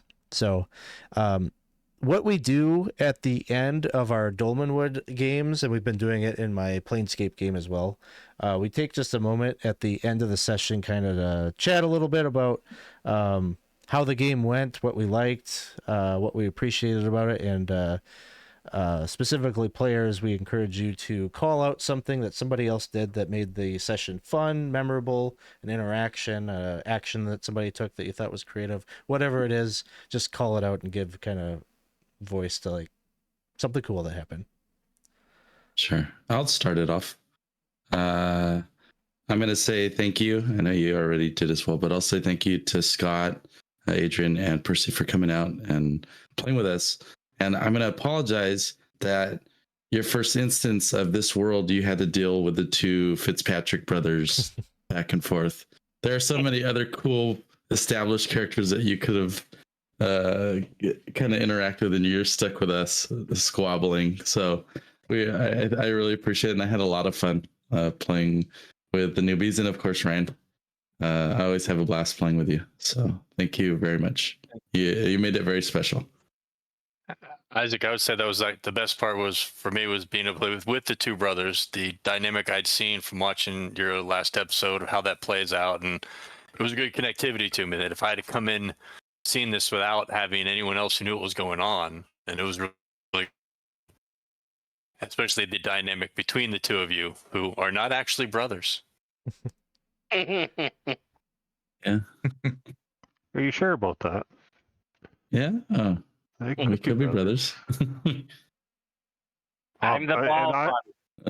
I agree with what he was saying, and I'd like to reiterate it. It was fun playing with you too. You guys make it interesting, and keep up the good work. Yeah, I gotta say that it was great. Oh, sorry. I was gonna say that it was great playing with everybody. This is my first foray into OSE and Dolmenwood. So it was a lot of fun. I'm looking forward to play again. And Yeah, I thanks. appreciate our new players so much. It was such a cool little vibe, and it's so great. Like all of your characters are so fleshed out, your personalities and everything. It was just really cool, kind of bringing that new vibe. Like we kind of been playing this game for a while with everybody, and so your characters kind of coming in with each of your own thing, and kind of a unique thing was very cool. The all of it, the knight, the kind of frail elf, which is kind of different for our campaign, so I thought that was really cool. And then the communist Breggle. Comrade. So great, so cool. Thank you so much for coming in and playing with us and bringing your characters into our story. So cool.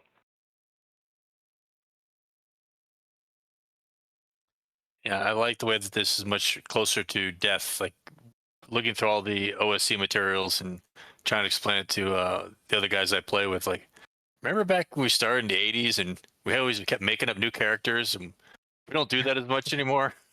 Remember how frail we used to be? Could I ask what your all hit points are? Oh, 2. 4. Yeah. Nice. Welcome. That's what it's all about. Yeah. Yeah, if Level I would have 1. gone first into the smithy, I would have been dead with that hammer.